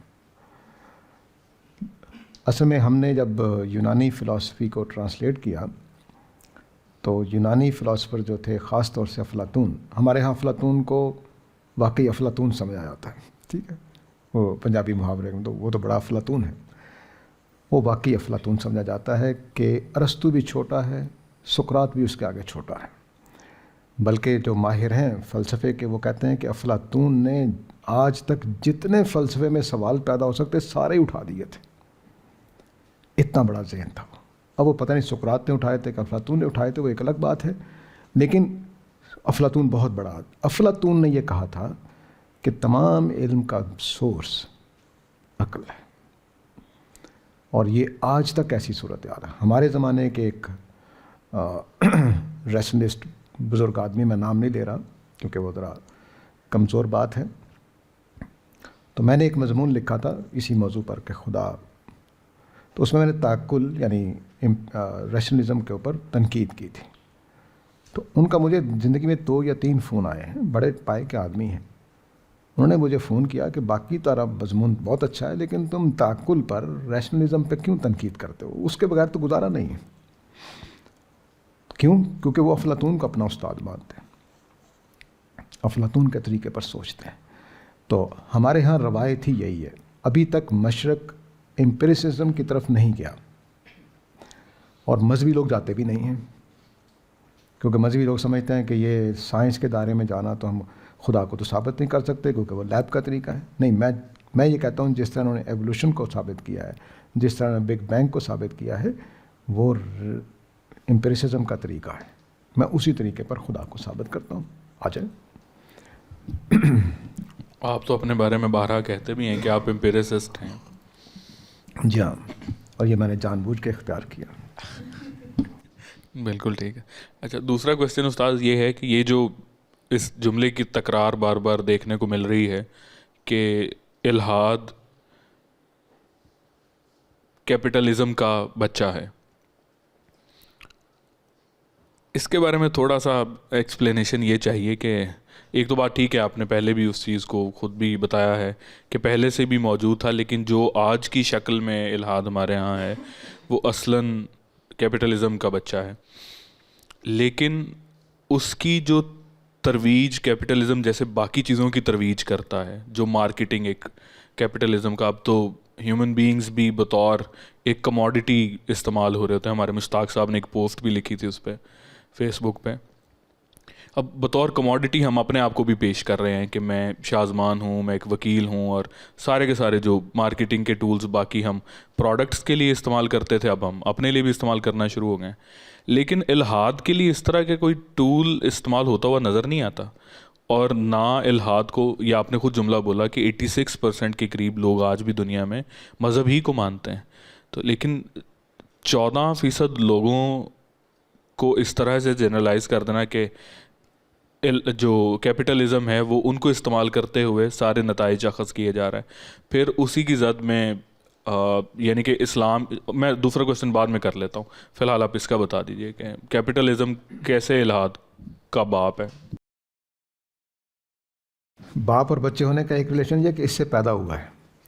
एक बच्चे का मतलब होता है कि उस मेरा हाथ है इसके ऊपर, मैं इसको पाल पोस रहा हूँ, बड़ा कर रहा हूँ, इसके ऊपर इन्वेस्ट कर रहा हूँ, इसकी तरबियत कर रहा हूँ। तो इल्हाद तो 1600 से पैदा हुआ है, ये साइंसी इल्हाद जो 1600 से पैदा होना शुरू हुआ है। तो लेकिन पहले भी ये था, किताबों में लिखा हुआ था, बड़े बड़े लोग हैं इसके। लेकिन पिछले कोई 60-70 सालों से, बल्कि 200 साल कह लीजिए, जब से कैपिटलिज़म ने दुनिया का निज़ाम संभाला है, तब से इसको फिनांस किया जा रहा है। इसके लिए इदारे, बड़े बड़े इदारे जो हैं वो अपने यहाँ बर्दाश्त नहीं करते कि कोई मजहबी आदमी आ जाए। अब ये मैंने किसी अखबार की रिपोर्ट पढ़ी थी कि माइक्रोसॉफ्ट के दफ्तर में एक साहब ने सिर्फ अपने कुलीग को ये कहा कि खुदा का शुक्र करना चाहिए, हम यहाँ आ गए हैं। कुछ तरह की बात उसने की, उसकी रिपोर्ट हुई, उसको निकाल दिया गया कि ये मजहबी तबलीग करता है। तो ये जो चीज़ है, ये क्या चीज़ है? इसका मतलब है कि बड़े इदारों में अगर आप मज़हब, एक है कि आप घर में मजहबी है, उनको कोई एतराज़ नहीं है फ़िलहाल जो। तो ह्यूमनिज़म क्या चीज़ है? ह्यूमनिज़म और इल्हाद में कोई फ़र्क नहीं है। ह्यूमनिज़म का मतलब यह है कि इंसान की वेल बीइंग और वेलफेयर ये असल दीन है। आप मुझे नुकसान ना पहुंचाएं, मैं आपको नुकसान ना पहुंचाऊं, आप मेरे फ़ायदे की बात करें, मैं आपके फ़ायदे की बात करूं। फ़ायदा कौन सा? यही कैपिटलिज़म की बात है। तो इस तरह से जब आप फ़ायदे में चले जाते हैं और आप फ़ायदा दुनिया ही को करार देते हैं, तो फिर उसके लिए ज़रूरी है कि आप वो चीज़ें रुकावट हटाएं जो इस दुनिया के फ़ायदे हासिल करने के लिए मज़हब सबसे ज़्यादा खून रेजी की है। ये जुमला किन का है? एथीस्ट का। इसको दुनिया की कितनी रियासतें सपोर्ट करती हैं? अभी आप देखिए कि आपने ईरान इराक की जंग, ईरान और इसराइल की जंग में क्या क्या जुमले हैं लोगों के। हिटलर ने यहूदियों को क्यों मारा था? ये मजहबी फितनागर है, इसलिए मारा था। तो ये मज़हब का ये जो जितने भी एतराज़ात हैं आप उठाकर देख लीजिए, चंद एक के सिवा बाकी सारे मटेरियल बेनिफिट से जुड़े हुए हैं, मटेरियल वेलबीइंग के साथ जुड़े हुए हैं। तो इसलिए ये मैं इसमें एक अहमद जवेद साहब की भी एक गुफ्तगू मौजूद है। उन्होंने जुमला बोला था, वो बड़ा दिलचस्प जुमला था। उन्होंने जुमला बोला हुआ है कि ये नज़रिया नहीं फ़ैसला है। बहुत अच्छा जुमला है जो इस पूरी बात को समझाता है कि ये लोगों का फ़ैसला है कि एथिज़म अपनाना है, ये कोई नज़रिया या कोई फ़िलासफ़ी नहीं है। तो उनके जो बात है उसके पीछे जो बात है मैंने वो अर्ज़ की है। फ़िलहाल तो ये महसूस हो रहा है कि चंद अच्छे एथियस्ट स्कॉलर्स की ज़रूरत है ताकि हमें वो समझा सकें, क्योंकि आपके लेक्चर्स के बाद बिल्कुल ही एथिज़म कुछ समझ में नहीं आ रहा कि क्या है अभी कोई चीज़ या नहीं। हम इतना वन साइडेड हो चुके हैं। अच्छा, मैं सवाल कर लेती हूँ, फिर दोबारा से आपकी तरफ चले जाएंगे। ठीक है, हम क्या एतराज़ कर सकते हैं। Thank you. میرا سوال یہ ہے کہ کیا انسانی ذہن ہے وہ تقلیدی ہی ہوتا ہے؟ تنقیدی، تقلیدی، اچھا. ہاں تقلیدی ہی ہوتا ہے، اس وجہ سے وہ ان چیزوں کے اوپر رہتا ہے. جو میرا درس قرآن ہوتا ہے اس میں ایک دفعہ اس پر موضوع پر بات ہوئی تھی، تو میں نے یہ عرض کیا تھا کہ لوگ سٹائل کی طرف جاتے ہیں، فیشن کی طرف جاتے ہیں. تو آپ پاکستان میں اکثریت نوجوانوں کی پینٹ شرٹ کیوں پہنتی ہے؟ سٹائل کے لیے، فیشن کے لیے. تو اس وقت پڑھے لکھے لوگ، رچرڈ ڈاکن کو اگر آپ دیکھیں تو جس طرح میں سیاست، پاکستانی سیاست میں کہتا ہوں عمران خان ایک کرزمیٹک شخصیت ہے، تو اگر آپ رچرڈ ڈاکن کو دیکھیں تو وہ ایک سٹائل کا آدمی ہے، ایک خوبصورت متاثر کرنے والا آدمی. اس کی گفتگو میں خیر وہ کبھی کبھی غصے میں بھی آ جاتا ہے، لیکن وہ ایک نہیں اٹریکٹ کرنے والا آدمی ہے. تو اب کیا ہوگا؟ آپ سارے بڑے لوگوں کو اٹھا کر دیکھ لیں، سارے ایتھیسٹ ہیں، تو فیشن ان کا چل رہا ہے. یعنی یہ میرے لیے جملہ حیرانی کا ٹرمپ کی زبان سے نکلا ہے 2 دفعہ کہ اللہ تعالیٰ جو ہے وہ ایران کو بھی بلیس کرے، اور یہ امریکہ کی طرف سے یہ جملہ آنا میرے لیے خوش آئند بات ہے. ویسے میں محسوس کر رہا ہوں کہ ایتھیزم کا دور اب جلد ختم ہونے والا ہے، دوبارہ مذہب آئے گا، کیونکہ بعض بڑی ریاستوں نے یہ فیصلہ تبدیل کیا ہے. احمد جوید صاحب کے الفاظ پھر ادھار لے رہا ہوں کہ یہ فیصلہ بدلنے جا رہا ہے. تو اس وجہ سے لوگ جو عام لوگ ہیں، اکثریت ہے، عام کیا پڑھے لکھے سب، وہ فیشن کی طرف جاتے ہیں. جس کی سوسائٹی میں عزت زیادہ ہو اس کی طرف جاتے ہیں. پڑھا لکھا نظر آ رہا ہے جی، فیشنیبل. ہمارے پرانے زمانے میں جب گریک فلاسفی ٹرانسلیٹ ہوئی تب بھی یہی ہوا تھا، ہر پڑھا لکھا آدمی فلسفے کی طرف جا رہا، ہر پڑھا لکھا آدمی. تو ایسا ہی یہاں پر ہے. تو فیشنیبل جو فیشن کی چیزیں ہوتی ہیں وہ سارے نوجوان اسی کو اختیار کرتے ہیں. آپ اپنے بال دیکھ لیجئے. مجھے بچپن میں یاد ہے، ہم پاک پتن میں والد صاحب پیر صاحب کی وجہ سے چلے گئے تھے. تو پاک پتن شریف میں ہمیں اسکول میں اجازت نہیں ہوتی تھی کہ ہم مانگ نکالیں، بال چھوٹے رکھنے ہیں اور بس سیدھے کنگھی کرنے ہیں. یہ بھی نہیں کہ کنگھی نہ ہوئے ہوں، لیکن کوئی سٹائل آپ نہیں بنا سکتے تھے. سب ایک ہی جیسے دوری نے الٹی کر کے رکھی ہو، یہ کیفیت ہوتی تھی. تو سب کے بال بس سیدھے یہاں تک ہونے چاہیے، آنکھوں بہوں تک نہیں آنے چاہیے، بس سیدھے کنگھی کرنے ہیں آپ نے، اور بس یہ اسکول کا ہمارا یونیفارم تھا بالوں کے اعتبار سے. جو کنگھی نہیں کر کے آئے گا اس کو بھی سزا ملتی تھی، جو مانگ نکال کے آئے گا اس کو کھڑا کر دیتے، چل بھائی دروازے کے پاس. کلاس روم کے دروازے کو کھڑا رہتا تھا پوری پیریڈ. تو یہ کیا تھا؟ وہ کشمکش تھی کہ انگریزی فیشن کو ہم نے نہیں اپنانا، انگریزی سٹائل کو ہم نے نہیں اپنانا. لیکن اب میں نے بہت بڑے بڑے علماء کو بھی دیکھا ٹوپی اتار کے جب رکھتے ہیں تو کنگھی کی ہوتی ہے.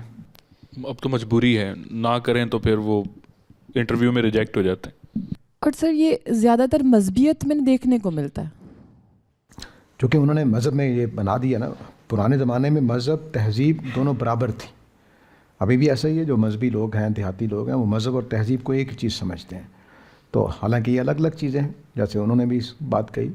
تو مذہب اور تہذیب الگ الگ ہیں. لیکن میری شلوار قمیض، افغانیوں کا اپنا لباس، عربوں کا اپنا چوغا، اس کو مذہبی لباس سمجھا جاتا تھا.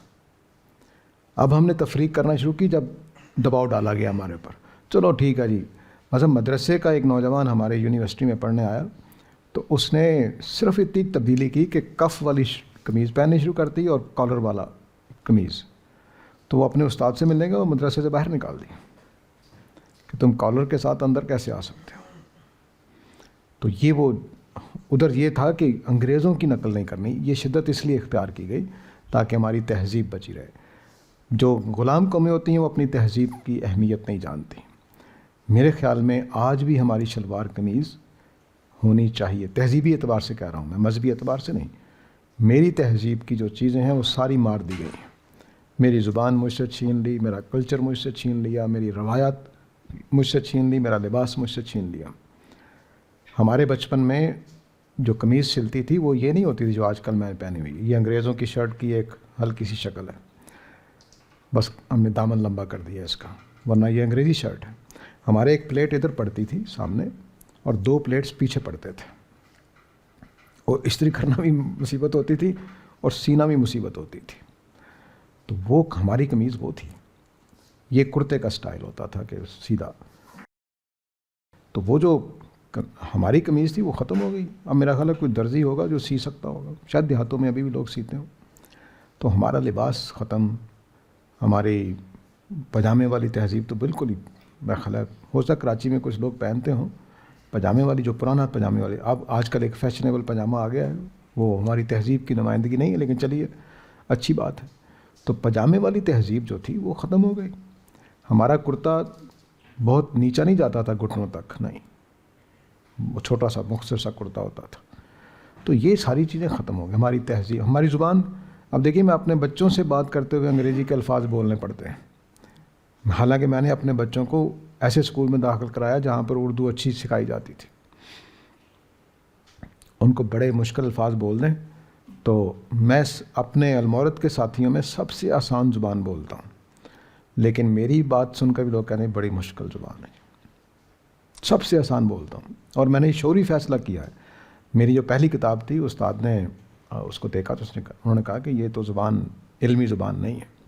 میں نے احتجاج کیا کہ میں نے اسی زبان میں لکھنا ہے, اور آج تک میں اسی زبان میں لکھتا ہوں. اب کچھ خرابی آ گئی ہے, بعض مضامین میرے مشکل ہیں, مجھے اندازہ ہے اس کا. تو زبان ہماری آنی چاہیے, ہمیں ہماری تہذیبی چیزیں محفوظ رہنی چاہیے. بڑوں کا ادب, چھوٹوں کا شفقت, یہ ساری چیزیں. ہم برابری کے لوگ نہیں ہیں کہ میرا بیٹا بھی میرے برابر ہے, نہیں. ہاں مجھے شفقت کرنی ہے, اس کو ادب کرنا ہے. یہ ہماری تہذیب تھی, ختم ہوتی جا رہی ہے. اب ہم اپنے استاد کے سامنے آنکھوں میں آنکھیں ڈال کر بات نہیں کر پاتے تھے. اب بچے, میں نے دیکھا ہے یونیورسٹیوں میں, کالجز میں, استاد کے ساتھ لڑ رہے ہوتے ہیں. آپ ہوتے کون ہیں ایسا کہنے والے, آپ کو جرأت کس نے دی ہے. تو یہ ہماری تہذیب مر رہی ہے. اس کا بس فائدہ کیا ہے سر, یہ بتا دیں ایک جملے میں, بے شک بتا دیں تہذیب کے ساتھ جڑے رہنے کا فائدہ کیا ہے. یہ انہی کے کویشچن کا ایک انہوں نے سوال کیا کہ اس کا فائدہ کیا تہذیب سے جڑے رہنے کا. اس کا الٹ یہ کہ اس میں تو ہمیں پھر فائدہ مل جاتا ہے. یعنی کہ اگر میں بہتر استاد سے یا اس لیول پہ بات کر رہا ہوں تو میں میٹیریلی ورلڈ میں پروگریس کر رہا ہوں, کیونکہ آج ہم ان کی یونیورسٹیز وغیرہ میں اگر ہم جانے کے قابل ہوتے ہیں تو ہم اسی وے میں قابل ہوتے ہیں اگر ہم انہی کے پاتھ پہ چل رہے ہوں. اگر ہم اپنی تہذیب سے جڑے رہے ہوں تو ہم بڑے پریشرائزڈ اور شاید ورلڈلی اتنا پروگریس نہ کر سک رہے ہوں, تو الٹا ہو کے ہمیں فائدہ ہو رہا ہے. تو مطلب پھر ان کا سوال یہ ہے کہ پھر فائدہ واقعی کیا ہے کہ ہم تہذیب سے کیوں جڑے رہیں, ہم اپنے آپ کو کیوں سپریس کریں, معاشرے میں کیوں لوور مڈل کلاس میں رہیں, ہم کیوں نہ اپر یا ایلیٹ کلاس میں جائیں. بہت اچھی بات. پہلے میں ایک واقعہ سنا دیتا ہوں, پھر اس کے بعد دونوں کے سوال کا جواب دیتا ہوں. ہمارے ایک صحافی ہیں, مجھے اب نام ذہن میں نہیں آ رہا, آپ کے سوال کے دوران کوریتا رہا ہوں. تو وہ گئے جاپان. تو کہتا ہے کہ میں ایک یونیورسٹی میں کھڑا تھا, کسی استاد کے ساتھ بات کر رہے تھے جاپان کی یونیورسٹی میں.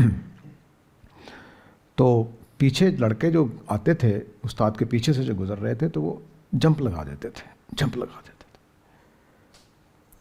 کہتا میں تھوڑی دیر تو خیال ہوا کوئی چیز پڑی ہے, میں دیکھا کوئی چیز پڑی ہوئی نہیں تھی, جمپ لگانے کی کوئی وجہ نہیں تھی. تو کہتے میں نے تنگ آ کے پوچھ ہی لیا کہ یہ بچے کیا کر رہے ہیں, آپ کے پیچھے جمپ کیوں لگاتے ہیں. تو انہوں نے کہا کہ ہماری تہذیب میں استاد اور والد کے سائے پہ پاؤں نہیں رکھا جا سکتا. تو جاپان نے ترقی کی ہے کہ نہیں کی ہے.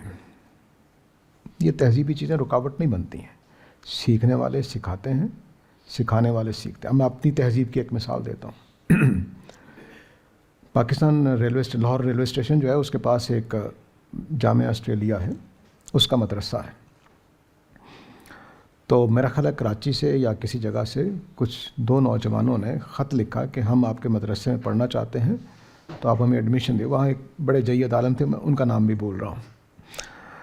تو انہوں نے کہا آ جاؤ بسم اللہ. تو وہ آ گئے, ہمارا پتہ نہیں مولانا انعام اللہ کے کیا ان کا نام تھا. تو انہوں نے کہا آ جاؤ. انہوں نے خط لکھا جی کہ ہم فلاں تاریخ کو ریلوے اسٹیشن پر اتریں گے. یہ انگریزوں کے زمانے کی بات, بہت پرانی نہیں ہے. تو ٹھیک ہو گیا جی. وہ ریلوے اسٹیشن پہ ایک صاحب بزرگ سے تھے, اچھے صحت مند بزرگ لیکن بڑی عمر کے تھے. وہ آئے تو انہوں نے کہا جی نہیں آپ, انہوں نے ان کے بیگ اٹھا لیے, جو بھی پرانے زمانے کے بیگ بستر وغیرہ ہوتے تھے انہوں نے اٹھائے, ٹانگے پہ رکھا, قریب ہی ہے ٹانگے پہ رکھا یا جیسے بھی ہے, وہ مسجد میں پہنچ گئے. مسجد میں پہنچ گئے, ان کے کمرے بتا دیے گئے کہ تمہارا یہ کمرہ ہے دونوں کا, یہاں تمہارا سامان پڑا ہے, اور اب ظہر کا ٹائم ہو گیا تو آ جاؤ ظہر کے لیے. اب وہ لڑکے نماز پڑھنے کے بعد وہاں کے کسی محترم سے مولانا انعام اللہ خان کہاں پہ ہیں؟ وہ بابا جی, وہ وہی صاحب تھے جو ان کا سامان اٹھا کر لائے تھے. یہ ہماری تہذیب ہے. تو یہ پتہ نہیں کیا کہ ہم مذہب کو اور تہذیب کو رکاوٹ سمجھتے ہیں. نہیں, وہ سیکھنا ایک الگ چیز ہے اور یہ تہذیبی چیزیں ایک الگ چیز ہے. استاد کے آنکھوں میں آنکھیں ڈال کر کے یا ادب کر کے کیا سیکھنے کا عمل رک جاتا ہے؟ کچھ نہیں. یہ کس نے کہہ دیا؟ سیکھنے والے ختم ہو گئے, سکھانے والے ختم ہو گئے. اس کی وجہ دوسری ہے, وہ تہذیب نہیں ہے. اور تہذیب الٹے معنی میں ہے, وہ اس معنی میں کہ ہمیں اپنے اوپر اعتماد نہیں رہا. اس لیے نہ مجھے اپنی تہذیب پر اعتماد ہے, نہ میرے اپنے علوم پر اعتماد ہے. ہم مشرقی لوگ, میں اب مسلمانوں اور غیر مسلموں کی نہیں کر رہا, ہم مشرقی لوگ جو ہیں وہ ہمیشہ مغرب کے استاد رہے ہیں. یہ پہلا موقع ہے 1600 کے بعد کہ ہم مغرب کے شاگرد بن گئے. وجہ کیا ہے؟ وجہ اورینٹلزم کی تحریک ہے. اورینٹلزم کی تحریک میں یہ بتایا گیا ایسٹ والوں کو کہ ہم اصل لوگ ہیں, ہم زیادہ پنکچول, زیادہ ٹیلنٹڈ, زیادہ سمجھدار, زیادہ محنتی, تم دیہاتی, ان پڑھ, جاہل یہ ہو. اس نے 400 سال میں ہم سے وہ اعتماد چھین لیا ہے. اب ہمیں لگتا ہے ہمارا مذہب بھی رکاوٹ ہے, ہمیں لگتا ہے ہماری تہذیب بھی رکاوٹ ہے. اب رہ گیا آپ کا سوال کہ فائدہ کیا ہے؟ فائدہ یہ ہے کہ میں اپنی جڑوں کے ساتھ جڑا رہتا ہوں. مثال کے طور پر میں اپنے پوتے کو شاید حیا سکھا سکوں کہ حیا کیا ہوتا ہے, شاید سمجھا سکوں. اگر میں اپنی اس تہذیب کے ساتھ جڑا رہتا ہوں تو میں اپنی وہ اخلاقی قدریں سکھانے میں ایک لفظ بولتا ہوں. اب دیکھیے کہ میرے کمرے میں جو ہے, اس میں ایک واقعہ, وہ میں واقعہ نہیں سنانا, وہ ذرا تھوڑا سا بہت ہی تکلیف دہ ہے, لیکن یہ جملہ میں اپنے بیٹے کو کہوں, شرم کرو میں تمہارا باپ ہوں. کیا یہ کوئی امریکی بول سکتا ہے اپنے بیٹے کے ساتھ؟ ہمارے اس جملے کے معنی میری تہذیب سے جڑے ہوئے ہیں. شرم کرو میں تمہارا باپ ہوں.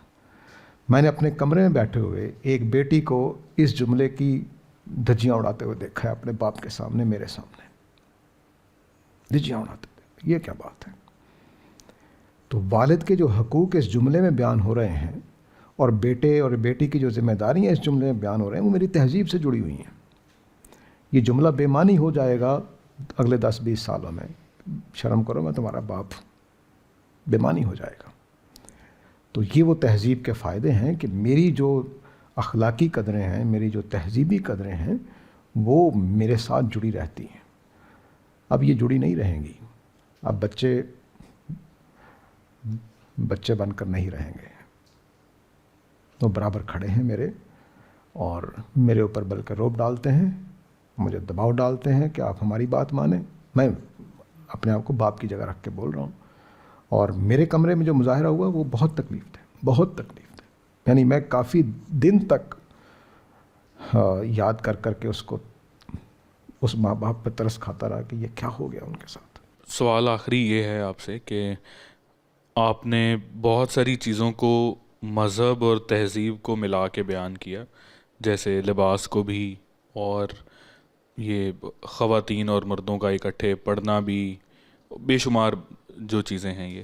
تو ان چیزوں کے بارے میں یہ آپ سے جاننا چاہ رہا تھا کہ ٹھیک ہے ہر چیز میں پازیٹیوٹی نیگیٹیوٹی ساری چیزیں ہوتی ہیں, لیکن مذہب کا اس میں کیا دائرہ کار ہے؟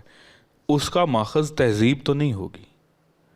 تو جو مذہب کے ماخذ ہیں ہم ان سے مذہب لیں گے, اس کے مطابق جو چیز ہمیں صحیح لگتی ہے وہ آج بھی لگنی چاہیے, وہ 10 سال پہلے بھی لگنی چاہیے تھی, 20 سال پہلے بھی, اور 10 صدیاں پہلے بھی. تو اگر ہم مذہب کو تہذیب سے لیں گے جس طرح سے آپ نے مثالیں دیں, تو کیا یہ خطرناک معاملہ نہیں ہو جائے گا؟ بہت اچھا سوال ہے. نہیں, میں ہرگز یہ نہیں کہوں گا کہ آپ مذہب کو تہذیب سے لیں, لیکن یہ میں ضرور کہنا چاہوں گا کہ ہماری تہذیب ہمارے مذہب سے بنی ہے. ہماری تہذیب ہمارے مذہب سے بنی ہے. تو جو اس میں غلوب ہو گئے ہوئے ہیں, خرابیاں ہو گئی ہوئی, اس کو ہم نکال دیں گے, بڑی اچھی بات ہے. لیکن میری تہذیب میں جو کچھ ہے وہ کیا سب کچھ ہی غلط ہے؟ غلط چیزیں واقعی نکال دینی چاہیے. تو ایسا نہیں ہے کہ میری تہذیب میں سب کچھ غلط ہے، ایسا نہیں ہے. تو مذہب الگ سورسز ہیں اس کے، مذہب ایک الگ چیز ہے اور تہذیب ایک الگ چیز ہے. لیکن میری مثال کے طور پر حیا دیکھیے، حیا میرے مذہب میں ایک باقاعدہ چیز ہے. اس سے ہماری ایک تہذیب بنی. یہاں پر ہم نے ٹخنے سے لے کر گردن تک لباس پہننے شروع کر دیے، ٹھیک ہے. ہماری خواتین نے برقع پہننا شروع کر دیا. اب آپ اس میں جو دینی طور پر چیزیں نہیں تھیں اس کو نکال دیں کہ یہ دینی چیز نہیں ہے. لیکن کیا حیا صرف دینی چیز ہے کہ کوئی تہذیبی بھی چیز ہے؟ کیا میری ماں کو یہ اجازت ہے کہ وہ اپنی آدھی ٹانگیں ننگی کر کے اسکرٹ پہن کے آ جائے؟ مذہبی طور پر کیا رکاوٹ ہے اس میں بتا دیجیے، یا تہذیبی طور پر کیا رکاوٹ ہے اس میں؟ کوئی نہیں. اگر آپ تہذیب کو نہیں مانتے، مذہب کو نہیں مانتے، تو مذہب کی ایک حکم نے کہ ہمیں ساتر لباس پہننا ہے، اس نے کچھ تہذیبی چیزیں وجود پذیر کی ہیں. تو اس طرح سے جو ہمارا مذہبی تصور اور تہذیب یہاں پر اکٹھے ہو جاتے ہیں. کچھ چیزیں صرف تہذیبی ہوتی ہیں، وہ بھی تب چھوڑی جا سکتے ہیں کہ وہ غلط ہیں یا نقصان دہ ہو رہی ہیں، تو ٹھیک ہے، اس کو یا امینڈ کریں گے یا چھوڑ دیں گے. تو لیکن مذہب کی چیزیں ہم چھوڑ نہیں سکتے. تو اس میں پھر ہم کم از کم اتنی بات مانتے رہتے ہیں جتنی مذہب کا حکم ہے. کچھ اس میں اضافہ کر دیا تہذیب نے، اس کو ہم ختم کر سکتے ہیں اگر وہ نقصان دہ ہو رہا ہے. اگر وہ حسن کا باعث ہے، جمال کا باعث ہے، تہذیب کا باعث ہے، تو بڑی اچھی بات ہے. تو لیکن وہ فیصلہ کرنا پڑے گا کہ یہ واقعتاً نقصان دہ ہو رہا ہے، یا یہ واقعتاً کوئی ظلم کر رہا ہے، یا یہ نظریہ کوئی ناانصافی پیدا کر رہا ہے، یا یہ نظریہ کوئی لوگوں کے لیے تکلیف کا باعث بن رہا ہے، یا یہ نظریہ پروگرس میں رکاوٹ بن رہا ہے. ثابت کرنا پڑے گا. تو اس کو ختم کر دیں، ٹھیک ہے. بلا وجہ صرف اس وجہ سے کہ مغرب کامیاب ہو گیا تو ہماری تہذیب کچھ نہیں ہے، یہ اس کو میں چاہتا ہوں کہ یہ کوئی اچھی چیز نہیں ہے. تمام تہذیبیں دیکھیے، بہت ساری چیزیں ضائع ہو جاتی ہیں. ہر تہذیب کے پیچھے کچھ ایسے تصورات ہیں جو کسی دوسری تہذیب میں نہیں ہوتے ہیں. مثلا آپ انگریزی میں حیائی کی مثال لیجئے. انگریزی کا کوئی ایک لفظ یا دو لفظ ملا کر ہمارے حیا کے پورے تصور کو بیان کرتا ہو بتا دیجیے. تو کیا فرق ہے؟ ان کی تہذیب میں وہ حیا پایا ہی نہیں جاتا. موڈیسٹی، شائنس کیا میرے حیا کو بیان کرتے ہیں؟ اب غالب کا ایک شعر دیکھیے، کہتے ہوئے ساقی سے حیا آتی ہے ورنہ. تو ساقی کو یہ کہتے ہوئے حیا آتی ہے کہ جو نیچے تھوڑی سی شراب بچ گئی ہوئی ہے وہ بھی کافی ہے میرے لیے. حیا یہ بھی ہے. تو اس کو بتا دیجئے کہ اس پورے حیا کے تصور کے لیے ایک لفظ بتا دیجئے. آپ شائنس، موڈیسٹی اکٹھا بھی کر دیں، حیا کا کنسیپٹ بیان نہیں ہوتا. تو اب یہ میری تہذیب کا ایک تصور ہے جس کے لیے کسی دوسری زبان میں متبادل ہی نہیں ہے.